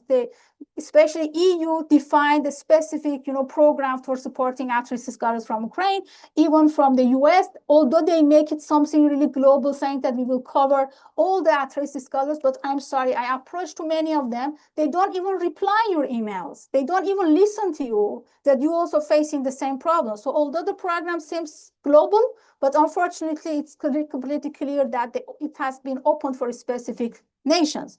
So there is this limited or selective support for Iranians, for Afghan, Palestine, Sudanese, and many, many scholars worldwide, and especially for the long-term, conflicts that they are happening. Of course, there is no support because they don't really care that. So are all scholars equally worthy of protection and solidarity? Unfortunately not. This is not the case, especially when it comes to the scientists from the conflict regions, that they have a really low valued passport.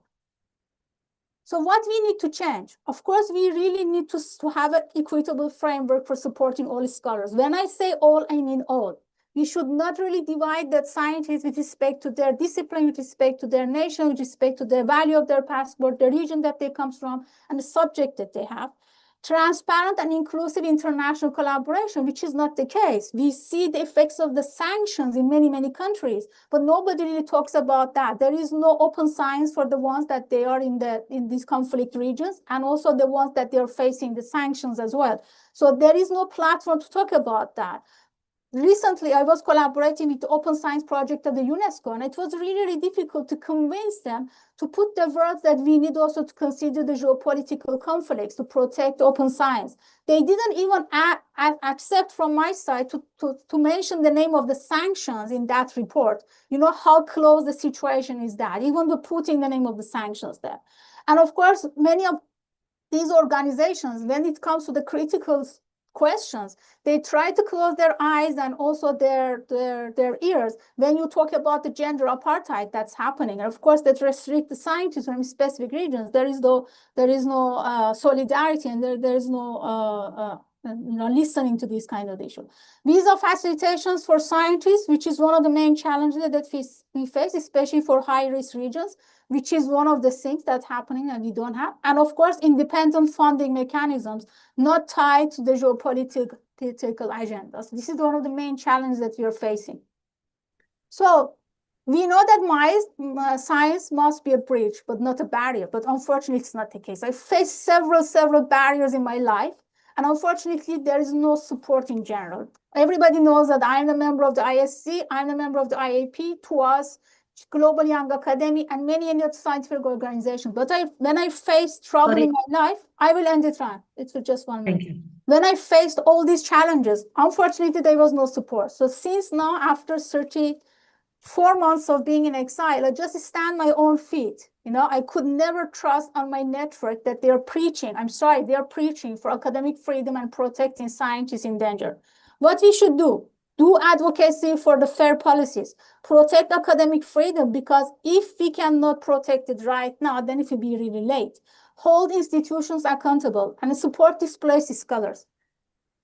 From my point of view, unfortunately, this diplomacy in science is more powerful than the diplomacy for science, science for diplomacy, and diplomacy in science. Unfortunately, we see more politicians interfering in the scientific issues, and scientists, they don't have organizations to support themselves and to support science. What is the solution from my point of view? Scientists should come out of their bubbles. They see the environment, they see the geopolitical situation that's happening. And we really need urgently coalition of the concerned scientists and scholars. Otherwise, if we give all these solutions in the hand of the diplomats, we see that what's gonna be the messy situation in the whole world. Thank you. Thank you so much, Anse. And thank you so much also for sharing your experience. And we are really supporting you. And thank you so much for being here. Now we are going to show a recording from Dr. Samer Abouzer, who is based in Gaza, and who will join if the connection allows it. So I will ask Tatiana to share the recording, but after I have introduced him.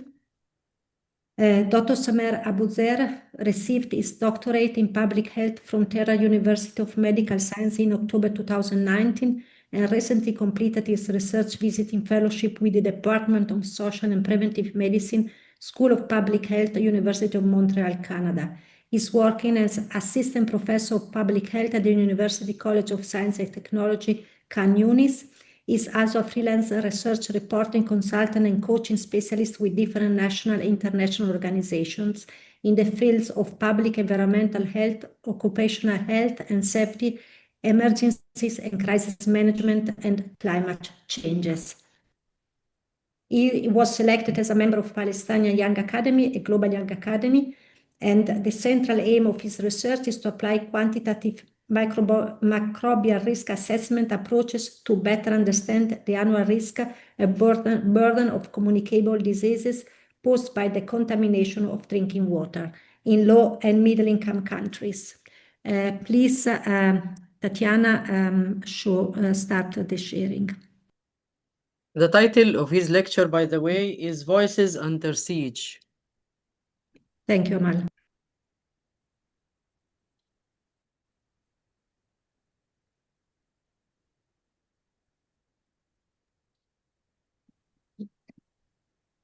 Ladies and gentlemen, esteemed colleagues and fellow advocates for academic freedom, it's an honor to be with you today at the World Forum for WIS. I speak not only as an individual scholar, but as a voice from the countless others in Gaza who continue to live and survive under siege. The title of my talk is Voices Under Siege, a scholar's journey through displacement, resilience, and hope from Gaza. This journey is not mine alone. It reflects thousands of lives interrupted, silenced, and displaced, yet still holding onto education as a form of dignity, identity, and resistance. Gaza is more than a point on a map. It's 365 square kilometers of human endurance. Over 2 million people live here. Half of them children under blockade for more than 17 years. In Gaza, basic rights like water, electricity, healthcare, and freedom of movement are luxuries, not guarantees. For academics in Gaza, teaching and research are no longer safe havens. They are acts of defiance. Universities have been reduced to rubble, libraries destroyed, classrooms emptied, not at the end of terms, but at the start of airstrikes.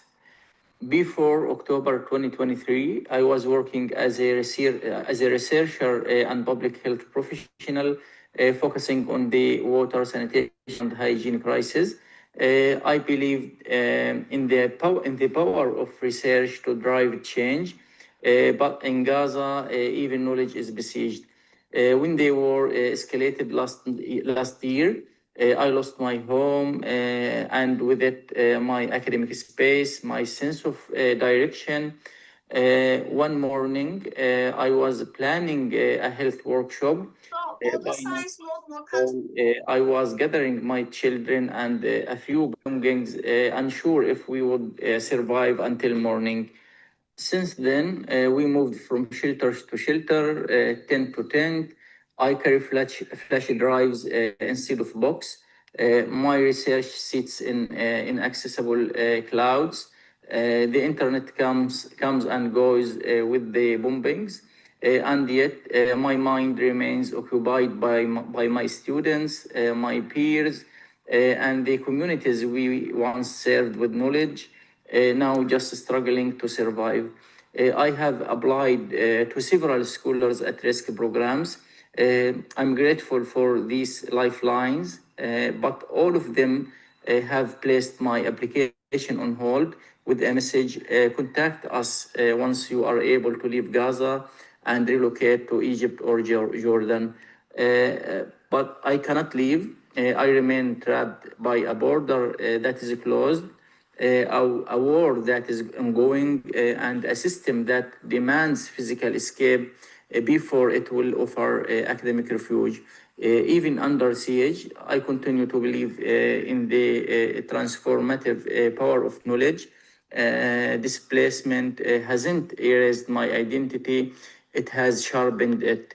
As scholars in conflict, we carry more than credentials. We carry memory, truth, and the stories of communities ignored by headlines. Our research is not only academic, it is urgent, political, and humanitarian.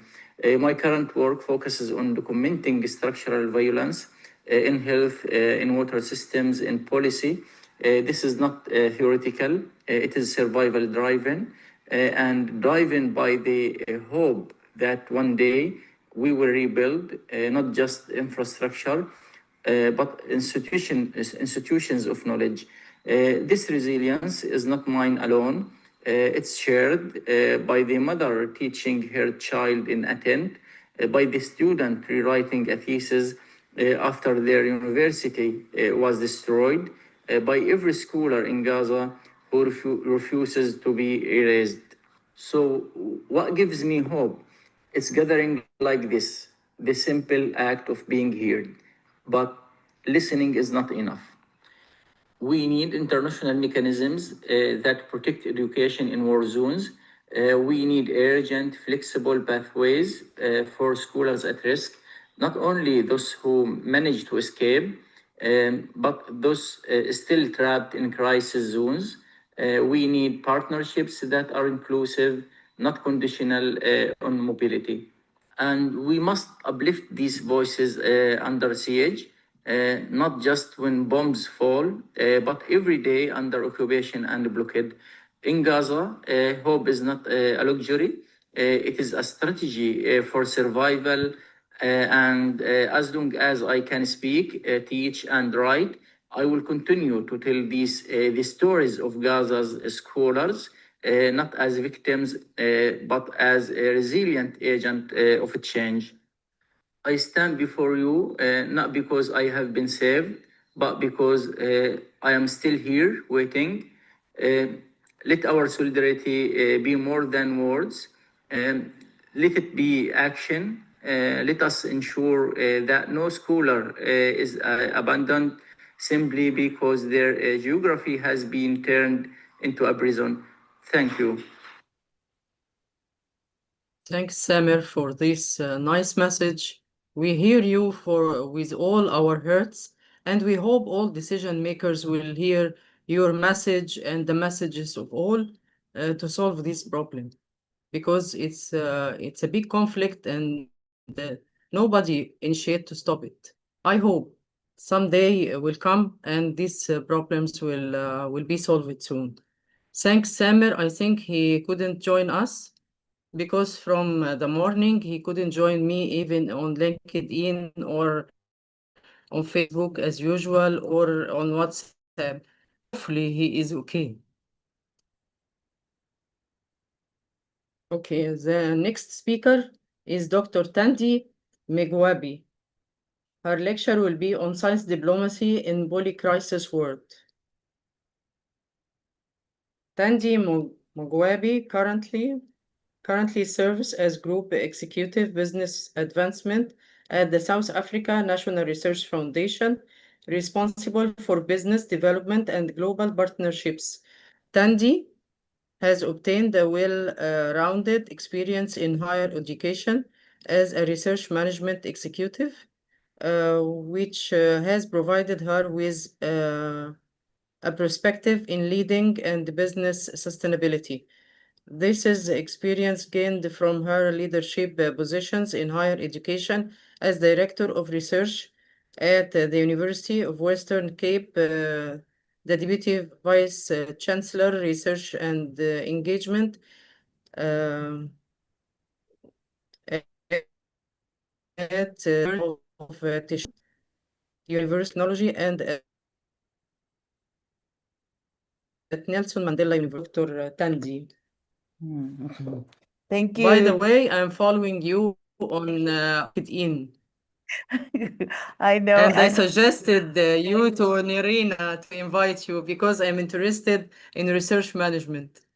Okay. All right. Especially in Africa. Oh, okay. All right. Thank you. Thank you very much, Amal.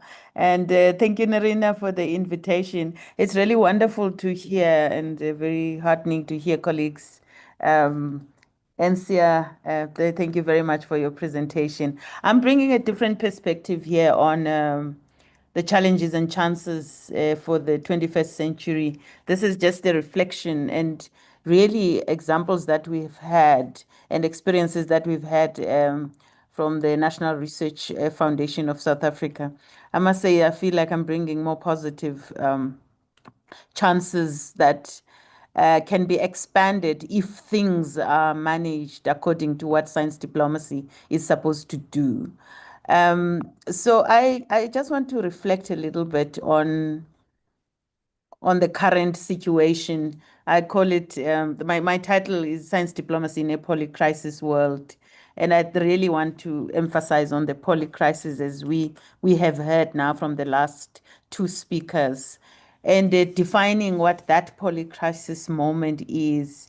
And I was listening to the previous session, the mentions of climate change and all of that, global health emergencies that are truly global, but the impact is so uneven, particularly in low-income countries. The disruption that is supposed to be positive, the technological disruption, but what it's doing in certain areas is to actually alienate the very same people that is supposed to assist. The rising nationalism and geopolitical instability that's displacing scholars and putting a lot of the work that has been done in the past into risk. And I think more for me is putting the institutions that have been built into risk. And forced migration and displacement, these are just few, and they've got knock-on effects on humanity as a whole. And I will really, Amal, speak here on why it matters. Why are we talking about this, and why science diplomacy matters? It's things that you already know, but I really want to reinforce that it's a bridge builder across political, cultural, and economic divides. If managed and utilized appropriately, it's a source of trust and evidence in polarized contexts, and it needs to be protected, a driver for equitable global governance. But we talk about these equitable solutions and global governance structures, and how do we really enforce it? And I'll come to my reflections at the end of this. And an advocate for inclusion in global research and innovation. And I've got some examples where the National Research Foundation of South Africa, where I am, we've had some lessons, and also just global institutions that have been built for science diplomacy. One being establishment of the International Institute of Applied Systems Analysis, IASA. And we know IASA is just that one of the examples of the institutions that were built to foster scientific cooperation between the East and the West during the Cold War. It's collaborative effort between countries like the then Soviet Union, the United States, and many other nations that were involved. And over the past 50 years, it has evolved from that initial purpose into becoming a multidisciplinary institution that is connecting nations. And this connecting of nations, we've experienced it at the National Research Foundation, where we are a member that actually connects the African continent, the opportunities that have been presented through this connectivity with the rest of the world. And these are the opportunities that we can use and utilize to fight the scientific destruction that we see now in other countries. We talk about the science diplomacy in multilateral context. I have an example here where Science Europe was hosting a reciprocity session in the United Nations STI forum last year, where we talk about these multilateral partnerships and how reciprocity must be fostered. And we need these global conversations and structures so that we can act using science diplomacy. South Africa hosted the G20 presidency, and the themes there being solidarity, equality, and sustainability. In a world where equality and inclusion is being threatened, I think this is a bold step that we need to ride on from the South African presidency. We have got Women 20, we've got Ocean 20, all of them having a very strong aspect of inclusion and advocating for inclusion in global research and innovation. Challenges we have is trust in science, the misinformation that we've had in the past, and in certain structures currently, politicization of science, declining public confidence in science because of the mistrust in science, structural exclusion of the global south and the displaced scholars that are being sidelined that we are seeing now. How do we fight all of this utilizing science diplomacy? This resurgent nationalism with restrictive policies on data, on talent, and tech. We've heard about the visa issues, restricting science collaboration and science and the openness of science, the weak multilateral integration. Science is being underutilized in diplomacy and global policy forums. And I put just 4 things that I think are priorities for action from my point of view. Number 1, being to embed science advice in multilateral institutions. Not all countries have got science advice structures, but they come in various forms. And I think embedding science advice in this context will go a long way. The second one is to decolonize global research agenda setting. It's very important for us in the South, this decolonization of agenda setting for research, so that research and science diplomacy serves the purpose of advancing humanity in our context. The third one is protecting openness while also managing research security risks.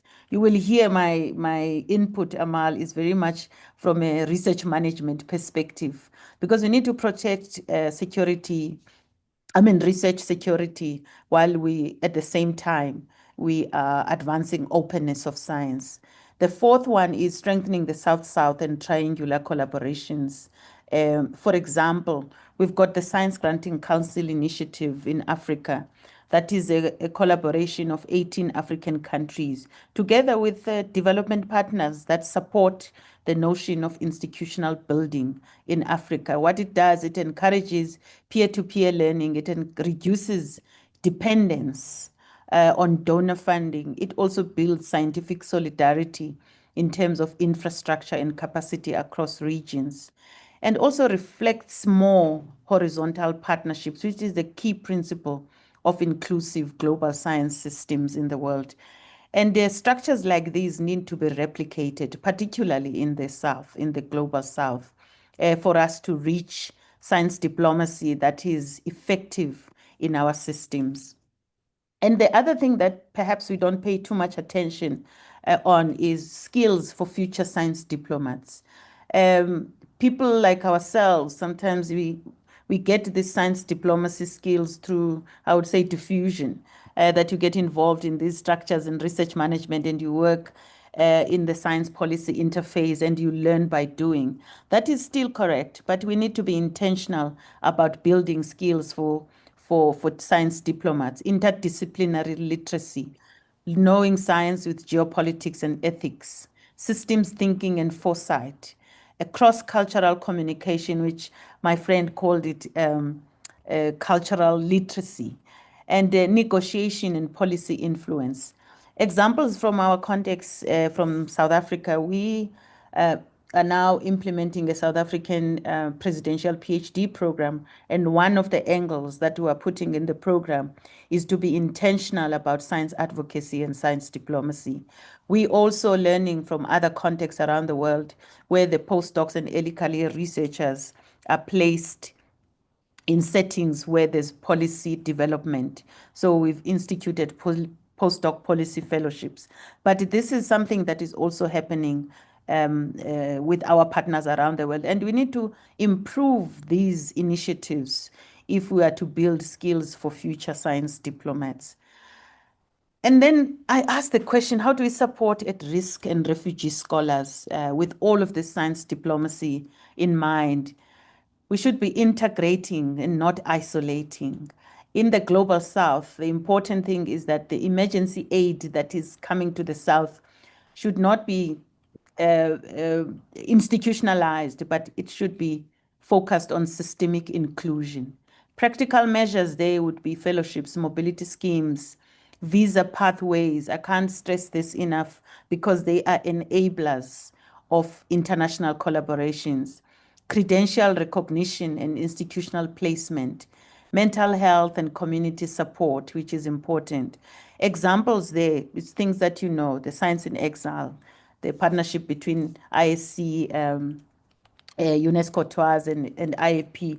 You would know this, Encia, with your involvement with the IEP, TWAS fellowships and scholars risk networks. These are all important initiatives to support at-risk and refugee scholars.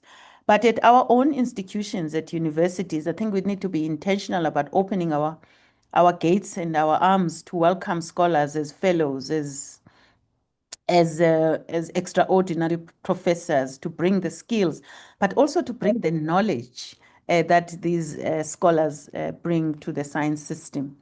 Best practice models that I've picked up globally, the AAA Science Diplomacy Center, the EU Horizon, ERA 4 for Ukraine platform, and others. Within the African continent where I am, the AU Science, Technology and Innovation Strategy, the presidential PhD program that I've spoken about, it's got an element of early career researchers. South Africa also started the Science Diplomacy Capital for Africa, which is focusing on science diplomacy. We've also initiated through the Stellenbosch University in South Africa, the STI Leaders Forum. And these are all institutions that are trying to build the capacities for science diplomacy and for us to be able to reach out to our colleagues in the world, to be able to support scholars around the world. And academic partnerships that co-create capacity building platforms for displaced researchers. And my final thoughts, Amal and Nerina, would be, we need science of diplomacy. In all of this science and diplomacy, science for diplomacy, I think there is an urgent need for actually looking into the science of diplomacy. We need to map out the actors, the policy architectures and outcomes, understand what does and doesn't work, and how can we be more effective in this domain. Those are my final thoughts. Thank you very much, Amal. Thank you so much for this presentation and sharing these very relevant points. And we will continue this conversation with your suggestions. Now the next speaker is Dr. Sandeep Sandhu, who is going to speak about science diplomacy, challenges and changes for the 21st century. And I will introduce her shortly. Dr. Sandeep Sandhu is a leading expert in global research and innovation as Executive Director of Global Insights and Investment at Innovate UK Business Connect. She drives strategic international engagement across government, industry, and academia.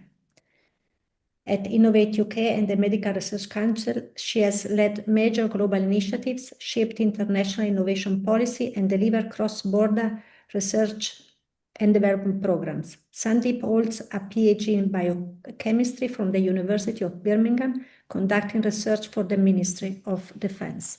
Dr. Sandeep Sandhu, we are very happy you are here. Please, the air is yours. Thank you so much, Nerina. And it's an absolute pleasure to be here speaking today. So I'm just going to share my screen to get my slides up.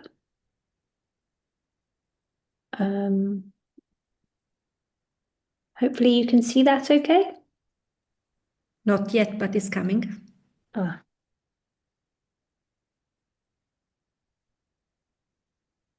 Oh, let me try again.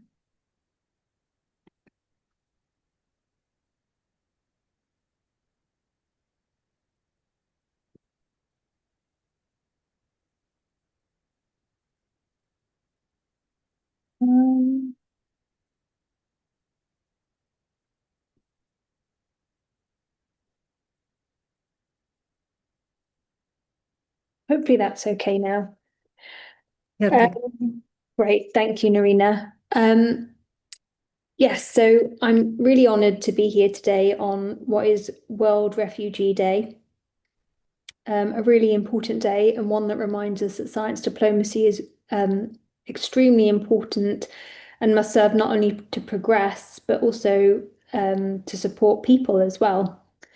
So today I really want to talk about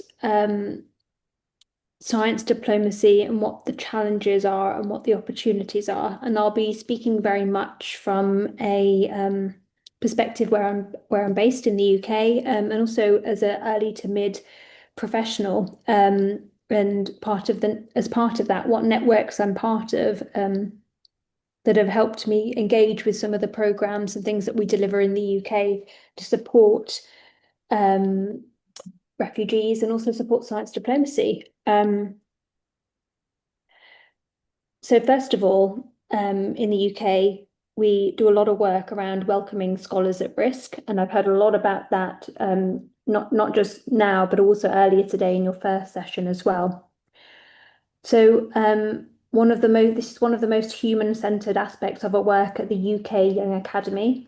That's a membership organisation that I'm part of, where we lead on a Scholars at Risk programme, where we help displaced academics, either leaving their home country due to conflict or various other reasons, helping them to find and navigate a new life in the UK.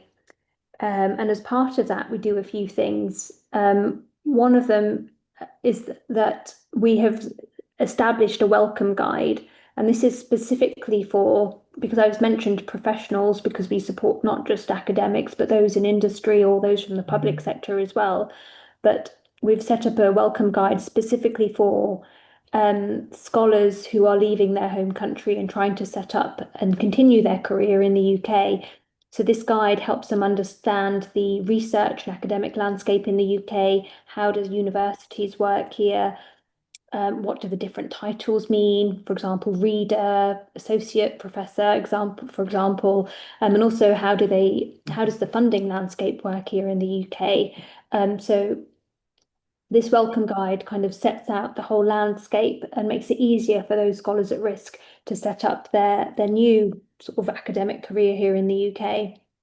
We also deliver workshops around developing their interview skills and also their CV or their resume. And this is really particularly for those where they want to understand how to apply for jobs in the UK in an through an academic lens, but also those that might be thinking about leaving academia and going into policy making or into industry, because in the UK we do have a bit more of a fluid landscape where you can dip in between either of those career options as well. So we provide support by setting up this 2-day workshop every year to help those scholars at risk understand and develop their own CV and their interview skills if they were to leave their current positions. We also are now developing a mentoring program where people within the UK Young Academy can support those scholars at risk by acting as mentors. That's something we're just looking at establishing. But most importantly, and again, this word trust is something I've heard a few times today, we try and build a community of trust. And for those scholars at risk, that's something that they might not have experienced since coming to the UK. So really helping give them that opportunity to speak openly about, what they're looking to do, but also their circumstance that they're in, and really providing that safe space for them to be quite open about the challenges that they're facing.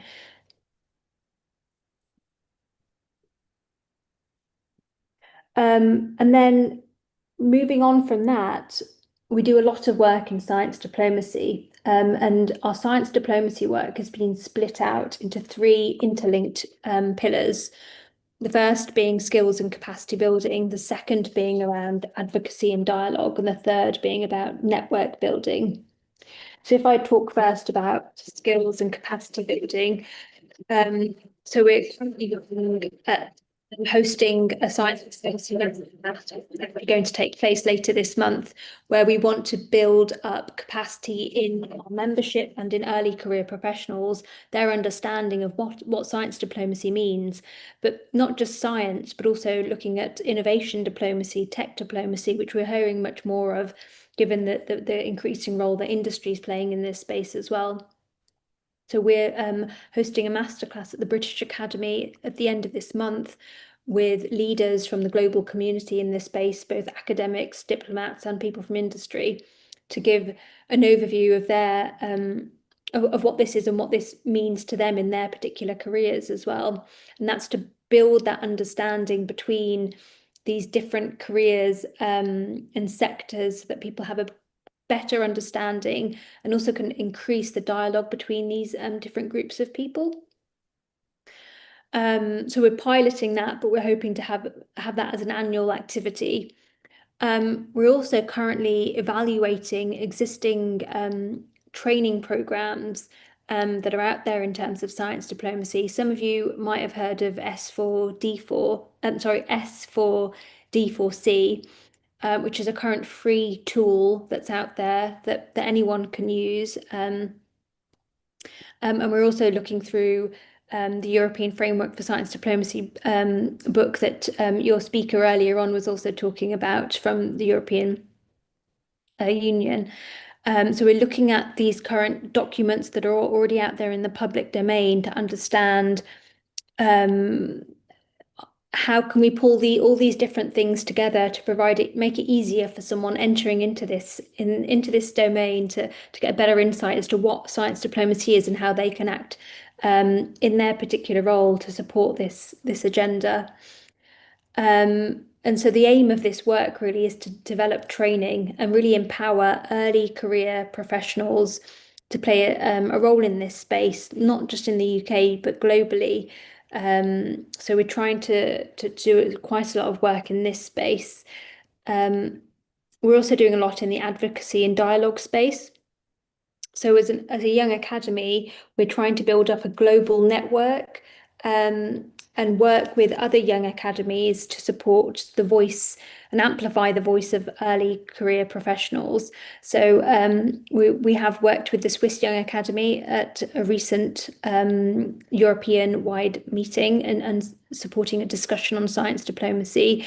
And we very recently worked with the Global Young Academy and the Indian National Young Academy on a science diplomacy session in Hyderabad, where we brought early career professionals together to sort of talk about their experiences of science diplomacy. And we want to really promote the idea that early career professionals shouldn't just be informed by policy, but they can help write it. They can help shape our diplomatic relations. They all can play a role in this space. So we really want to amplify our voice in that space. And then we're also looking at network building. And again, the International Science Council has already been mentioned, but we're looking at where we can join existing bodies to help amplify the voice of early career professionals in supporting science diplomacy. So, we're looking to work more closely with the International Science Council, but also the EU Science and Diplomacy Alliance. We've also partnered with various young academies to champion the perspectives of early career professionals. And really, we're looking to build bridges between science, policy, and people. And it's not just about institutions and organizations. And then coming to the very important point around challenges and opportunities in this space, I think science diplomacy can be seen by some people as being quite elitist or quite sort of it's something that government do, and it's something that's state driven. And I think that narrative needs to change, because actually, we all have a role to play in science diplomacy for those of us that are working in the science space. So that really needs to be broken down, that barrier. The second challenge is around the urgency of building diplomatic relations through science, because diplomacy is quite a slow process. There's a lot of talk, and it's quite difficult to know how to measure. It's quite difficult to move things along, and it's also quite difficult to measure sometimes what success is, because sometimes it's what you don't see. You didn't see a war, that's a great thing. So it's quite nebulous in some ways as well. And the third point is around, displacement disrupts lives, and not just those lives, but their academic careers, their futures, their kids' futures. this is so disruptive, and science diplomacy can really play a role in changing that and giving an opportunity to those people, and ensuring that they can live the best life that they can, but also have the best careers that they can as well. So in terms of opportunities, we want to make sure that everyone has a voice, particularly early career professionals have a voice in this space, and that we ensure that in science diplomacy that there is a huge element of inclusion. We hear this all the time. Science can be a common language, and it's something that we can use to help build Excuse those. me, Dr. Sandeep, 1 minute. Oh, thank you, Amal. I'm almost done. That's okay. I'm almost done. This is the last slide, really. And then science diplomacy can act as a lifeline for refugee scholars, which is, again, what we've heard throughout today. And so I just want to end on that, really, that science is a bridge, not a border. And yeah, I'm really happy to take questions and things after in the Q&A, but really appreciate the time to present today. So thank you. Thanks you. Thanks for you for the nice presentation and for the last picture. It was nice. The next speaker will be Dr. Sina Gilassi. She is a technical advisor for Organization for Women in Science for the Developing World. Her talk will be about wisdom in motion, supporting refugee women scientists and strengthening host institutions. Dr. Sina Gilassi is an international policy specialist and consultant with a focus on gender, education, and migration. Drawing on a background in international law and development, she currently advises a range of organizations implementing programs across these intersecting fields. Sina has a strong track record in science diplomacy and in developing programs at the nexus of gender, science, and displacement. The floor is yours for 12 minutes, Sina.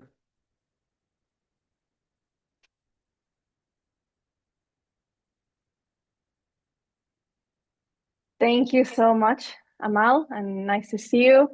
Thank you, Nerina, as well, and it's been a while. So hello, everyone. Thank you very much for still being here. I know it's been a really interesting panel. It's quite humbling to come after all these amazing speakers, many of them women. So that's kudos to the organizers as well. So as was said, I'm working with OSD, which is the Organization for Women in Science for the Developing World. And today I'll be telling you a little bit about OSD's gender responsive approach to science, displacement, and systems change. And I will hopefully show you why we think that this represents the essence of a sort of practice-driven, gender-responsive, dare I say, feminist science diplomacy approach. Before I begin, I just wanted to take a moment to join the hosts and today's panelists to just briefly acknowledge the context in which we're meeting today. As I speak, I think there's over 120 million people who are displaced globally, including many of my own family members. And among these millions of displaced people we don't know how many women scientists. We have estimates about how many scientists.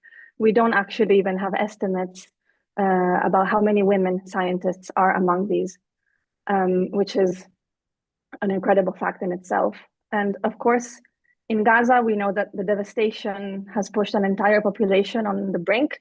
And we really, we have no idea if life, not to mention science, can ever resume there. At the same time, in Myanmar, we have doctors, nurses, scientific faculties, entire departments, and students who took part in civil disobedience movements since the military coup, who have lost everything. And for years, they've been in exile and living in fear, and they don't have any pathway yet to return home or to resume their scientific careers. And these are often stories that we don't hear. And they are not really distant, unrelated events, and it's not worth mentioning just because today is International Refugee Day, but actually because they really shape the global scientific landscape. They challenge us to think differently about whose knowledge survives and why. So I just wanted to acknowledge it. Okay, but back to the topic. So what is wisdom? Wisdom is this funny, amazing acronym. We really like it. It stands for Women in Science, Displacement, Outreach, and Masters Program. And it's a fairly new initiative that we launched in 2023. We were trying to find ways to basically create new pathways for refugee women in science. So by offering them, on one side, financial support and access to university education, but also by strengthening the capacity of the institutions that support them. Also, as a kind of political recognition of the role that these institutes play and the role that such countries play in hosting refugee populations. We know that 90% of refugees are hosted outside of the so-called West, and about 80% of these are hosted in developing countries themselves. So currently we are partnering with 3 institutes that all are quite different, but they're all incredibly, they're amazing. They work with so many displaced scientists. There's one in Jordan, the Hashemite University. There's another one in Uganda, and Marara University of Science and Technology. And there's also Istanbul Aydın University in Turkey. And so why this program? Well, I think that's kind of redundant after all the conversations we've heard today. But briefly, I think some of you will know about OSD, my organization. It's the Organization for Women in Science for the Developing World. So in the last 30 years, we've been working to support women in science from across the developing world, but especially in some of the most challenging contexts. So I think everyone in this audience here today knows, that gender remains pretty serious structural barrier in science. But if you add forced displacement in the mix, the odds of continuing a scientific career for a woman, they drop dramatically. And I mean, we're nearing a very, very low point here. I don't want to say 0 because obviously there's a lot of exceptions, but statistically the figures are really bad. And the thing is that displacement doesn't just remove the scientists from their jobs, it strips them, right, of the institution. It strips them of the institutional frameworks that grant them access. It strips them of their credibility and of their authority, right? And I know in the previous panel, Maria, I think Dr. Maria mentioned Hannah Arendt, and of course she's a classic scholar that has theorized many things that are relevant to displacement. So I'm just going to touch really briefly on it, especially since it was touched earlier. She says that the real crisis of the rightless is that they no longer belong to any community, right?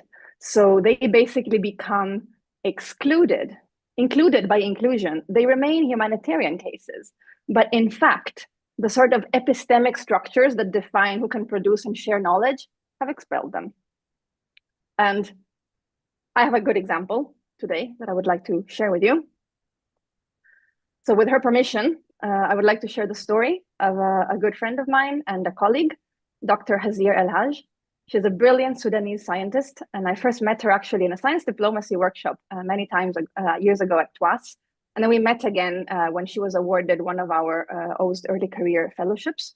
And I think Hazir is in the audience today, actually, so hello. Hazir says, in March 2023, I proudly signed a 3-year OSD Early Career Fellowship to advance the clean energy transition in Sudan. Just 1 month later, as my team and I prepared our lab and prepared our research space, war broke out. My job was suspended, my fellowship was canceled. I was forced into displacement. But displacement did not mean disconnection. I became a technical consultant for OSD, committed to finding real, practical solutions to support scientists like myself. And here's what I learned, says Hazir. Displaced scientists do not need pity. We need opportunity. We need bridges of support for just a few crucial years. And I think this is key. For just a few crucial years, and the flexibility to stay engaged in our research, to sustain our careers, and to prepare for our future and our return. We call on institutions, funders, and partners to act, offer flexible pathways for displaced scientists, recognize interrupted careers and credentials, invest in mobile labs and remote collaborations, and build networks that don't collapse when buildings do. And so, of course, Hazir's story reveals something much larger. Some of it we've heard in some of the talks that preceded mine. Hazir didn't just lose her job, right? She lost the institutional space that gave her scientific identity and credibility. She lost access, and she was suddenly outside, completely outside of the system that sustained her scientific work. And this is what displacement does, right? It doesn't erase the scientist. It erases the place, and it impacts the entire research, teaching, and innovation system. And this obviously has ripple effects. We've heard about this throughout this panel and the preceding one as well. But the thing is that brain drain and these kind of dynamics are not inevitable, in fact, because with the right support, displaced scientists can continue to contribute in many ways, locally, globally, in their home countries, through diaspora, in their host countries as well. So it is really possible to intervene. And sometimes what is needed is not a lot, actually. It's not a lot. And it's about the right people understanding these dynamics and providing a little amount of critical support. And there are silver linings, good things can come out of this. So I think Spring University, Myanmar, for example, is a really great example in this sense. And I encourage you to Google it if you've not heard about it. But I won't go into detail because I know I'm gonna run late otherwise. Okay, so Wisdom Program as an action-oriented science diplomacy. Basically, we think that since qualified scientists are arriving in host countries, and most might never get a second chance, and especially women, right, whom we've talked about. This is just not a personal loss, but it's a structural thing, and it's a failure of the global knowledge system. And science diplomacy, which we're here to talk about today, really can bridge the gap. Can, should, and will, I hope. There's initiatives like Science in Exile, for example, that was mentioned earlier, and which I was lucky to help shape a few years ago with some of my former colleagues from back in my TWAS days. Those kind of initiatives really show how international collaboration can offer visibility and also structural support.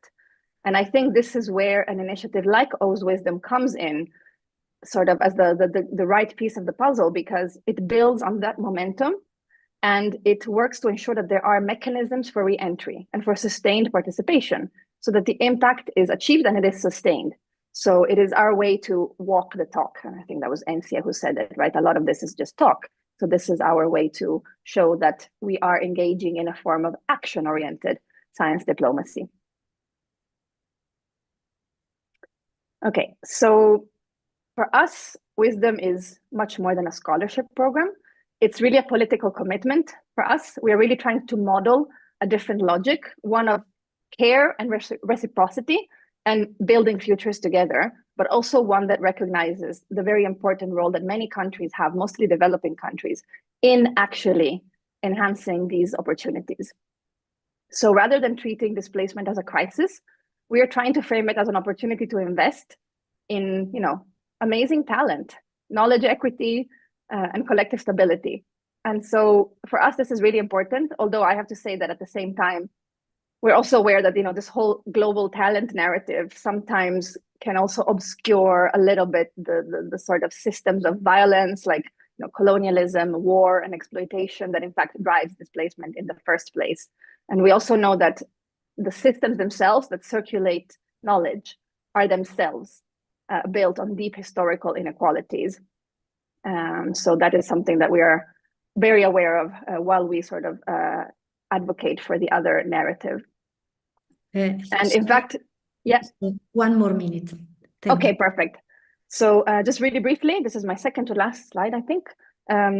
This is exactly why we build research into the heart of our approach, because we're trying to shift the narrative, but we require evidence, right? So understanding barriers, possibilities, lives, and everything that falls in the middle. So we recently launched this GEMS program, Gender, Education, and Migration in Science, which I won't go into detail now because I don't have time, but please email me if you're interested. And we have case studies from around the world in many countries, all led by women who themselves have experienced displacement as scientists. And we're actually planning a conference in April in Rome, April 2026, to launch all of this. So I will close by saying that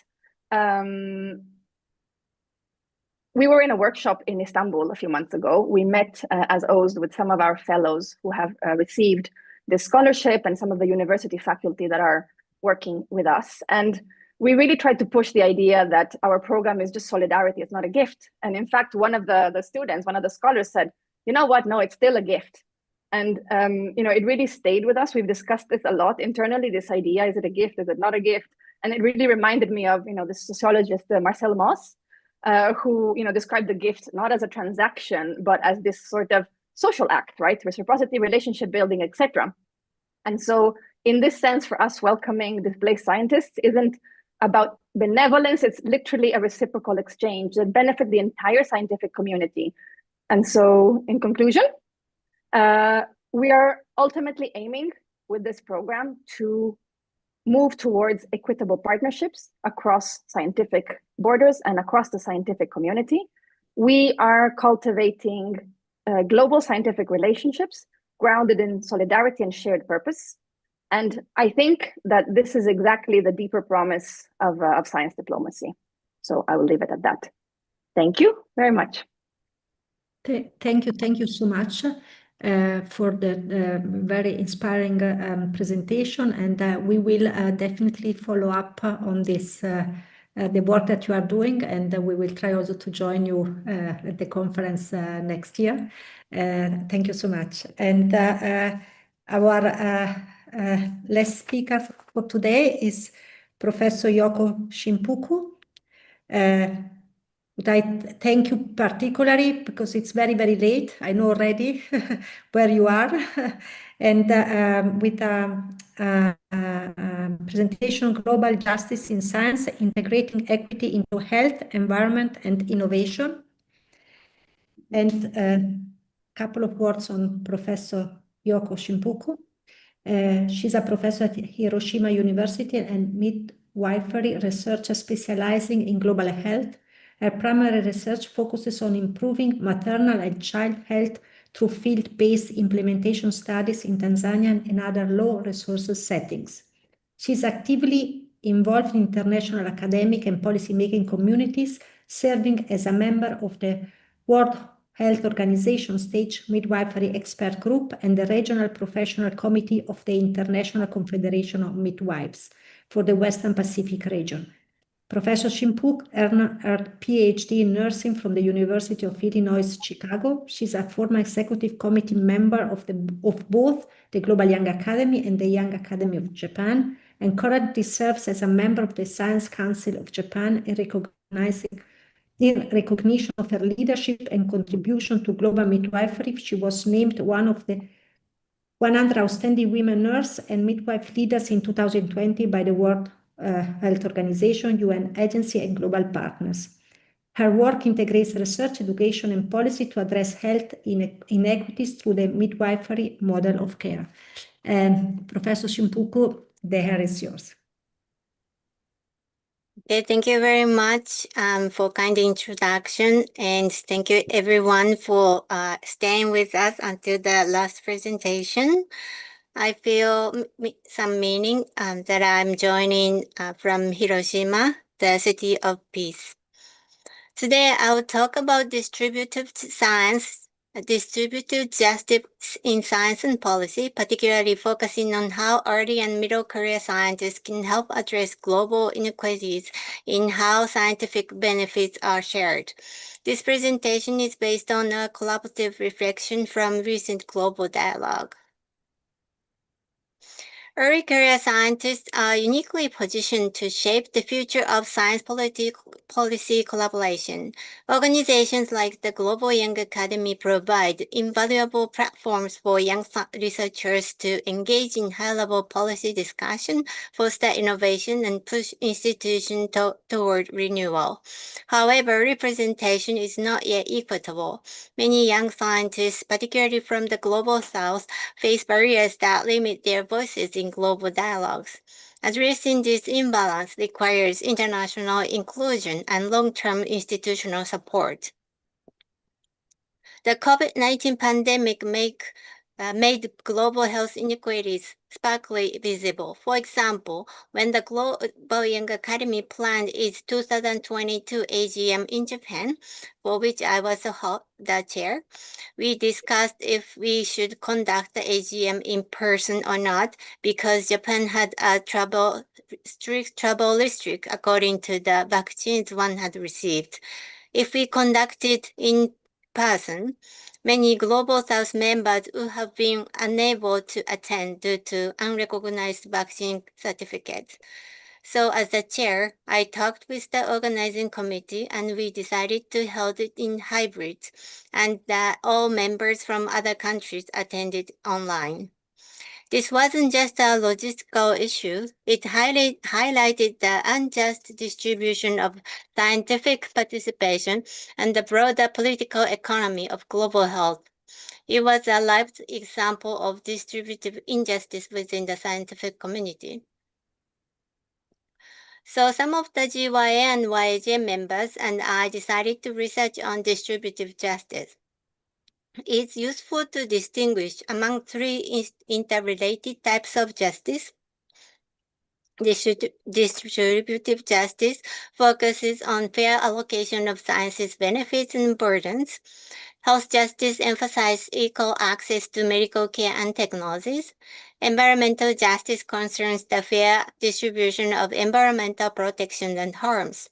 These frameworks help us critically analyze where science supports equity and where it may perpetuate or even worsen disparities if left unchecked.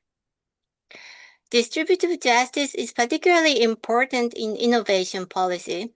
Innovation should aim to improve life conditions for all, especially marginalized populations. But often, innovations reinforce structural inequalities due to biased funding system, lack of ethical oversight, or limited access to the outcomes. Cousin et al. Advocate for a value-based approach to innovation, ensuring that national policies are consciously shaped to reduce inequality and broaden the reach of scientific benefits. This means going beyond economic metrics to consider social well-being. Health justice became a global concern during the COVID-19 pandemic, but it extends far beyond it. For example, while antimicrobial overuse is being restricted in high-income countries, many low- and middle-income nations still struggle to access basic medicines. This leads to a paradox where one group limits access for sustainability while another still lacks it for survival. Social-cultural inequalities, such as racism and classism, further deepen these gaps. Addressing health justice requires both systematic reform and grassroots participation. Environmental justice examines how ecological degradation disproportionately impacts marginalized communities. It asks who benefits from environmental policies and who bears the burden of pollution, land degradation, or climate change. This includes issues like food security, energy access, and safe drinking water. Indigenous voices and traditional ecological knowledge must also be respected in crafting sustainable, just policies. Environmental justice is about ensuring everyone has the right to a safe and healthy environment, regardless of socioeconomic status. Planetary health integrates human health, environmental stability, and social equity. It moves beyond isolated health interventions to a system-thinking approach. It addresses the interconnections between climate, food system, water, and human well-being. In this framework, justice takes multiple forms: intergenerational, interspecies, and international. These dimensions require coordinated responses from health systems, governments, and local communities. Planetary health is ultimately about safeguarding the conditions under which humanity and ecosystems can thrive together.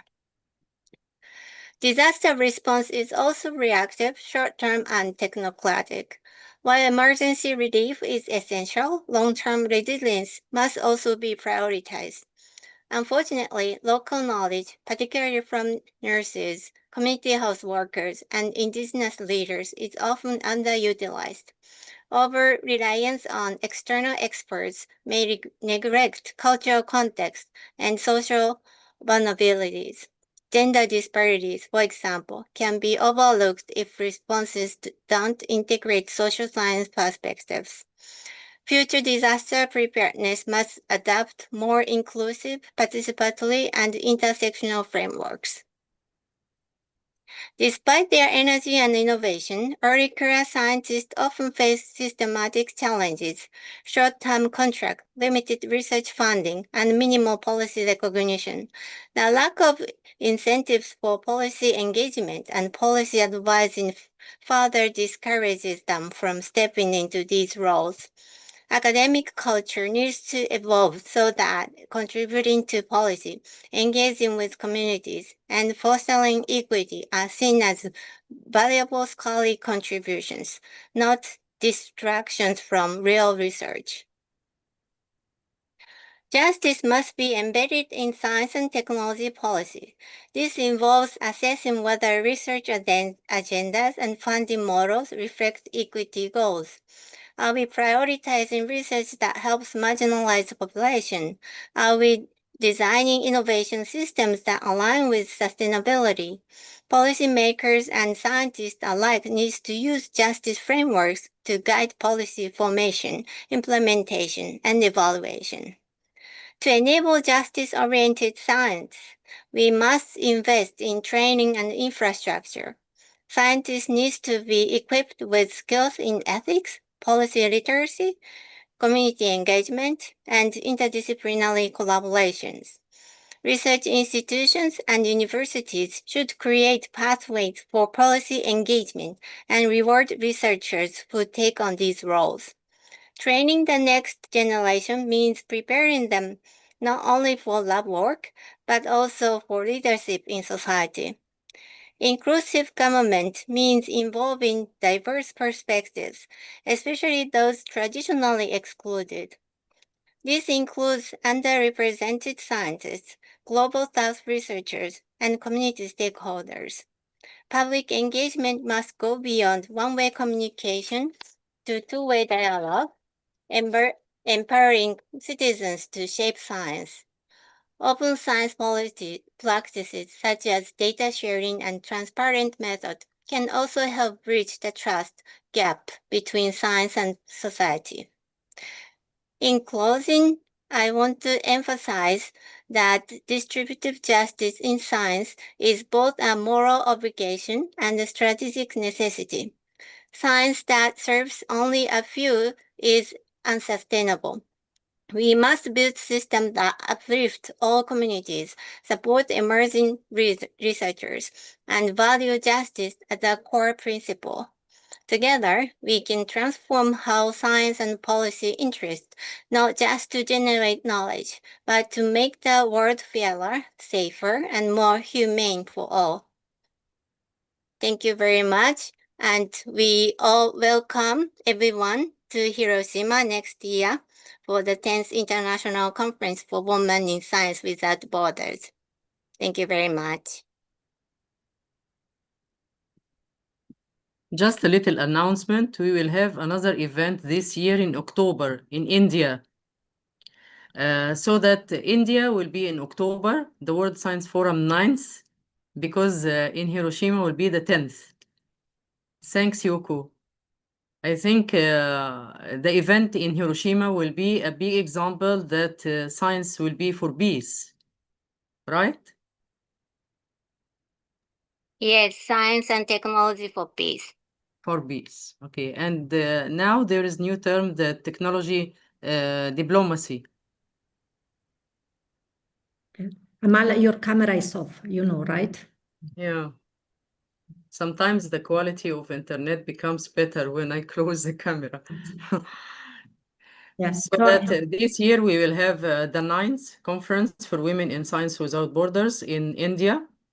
And the next year will be in Hiroshima. But Hiroshima, we talked with Yoko during the World Science Forum, and we agreed to make it in Hiroshima. And she just announced it for me on WhatsApp that she will announce about it. And it's good news, because I think from the beginning that Hiroshima will be good example and on the track that science must be for peace. Thanks a lot. Yes, thank you so much, Dr. Shimpuku and Yoko. Also for what you just said, that is a moral obligation and strategic necessity. I think that is summarized very well also. Yeah, some of the consideration of today's conversations, and we have not much time, but we would like to give you the opportunity to reflect also on the conversation that we had. And it's difficult perhaps to say in a couple of words a summaries, but I would like to invite you to share with us what is, in your opinion, one aspect that we underestimate, that we should give more attention to. So, do you have a reflection of one point that you think very often in the conversation perhaps is underestimated? And I will start with Professor Shimpuku first, the last one. Yes, that's a good question. We tend to search a quick solution for things happening right now, but I think it's important to look in a long term. And I was suggesting to develop young scientists to be more involved in policy making. In dialogue with communities. That kind of thing, it takes time, but in the end, I think it's most important for the sustainability and for the young scientists to contribute to making solutions in the future. Thank you very much. Thank you. Thanks, Dr. Yoko, that you are awake up till now. Thank you. It's too late in Japan, by the way. It's midnight. It's all about science. But she's also a midwife, and she knows that nights are always important.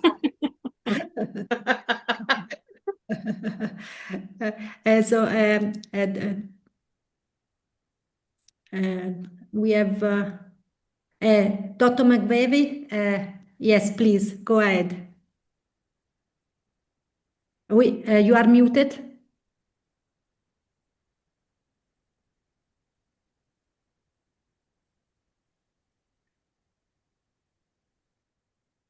We cannot hear you.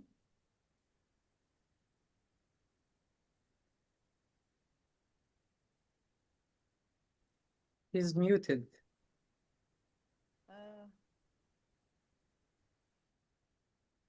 She couldn't speak. I don't know why. Now. No, okay. Is it fine now? Yes. Okay.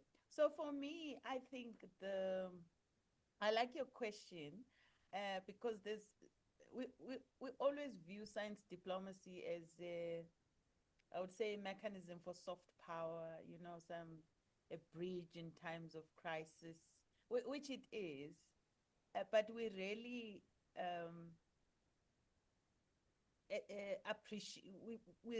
appreciate its power in colonial scientific exploitation, repairing or reckoning with the past, marginalization of scholars and knowledge itself, indigenous knowledge. We really put emphasis on its role in unequal access, to infrastructures, to funding, even to authorship, like things that we do daily. But also, as we're speaking now, it's more and more needed in the displacement of scholars due to political persecution or wars. But we really utilize science diplomacy to address those kind of issues. It could be a platform for justice, for power rebalancing, and so on. Just wanted to make that point. Thank you so much. Thank you so much. And please Sena Galazzi, I know that it's very late also at your place. Not as late as in Japan, but yes, I'm in Southeast Asia, so it's 10:30. It's all right. Yeah. No, I just I've been thinking a lot about what everyone has been saying, and if I remember, 1 decade or almost 2 decades ago, we focused a lot on sort of looking at long-term solutions and durable solutions, rightly so, because we know that that is the problem, even for displaced scholars who manage to get, for example, fellowships. The fellowships are short-term. Even if they manage to get one that is longer than 3 months, maybe the family cannot relocate. So all these sort of short-term pathways, let's say, were always like second class, let's say.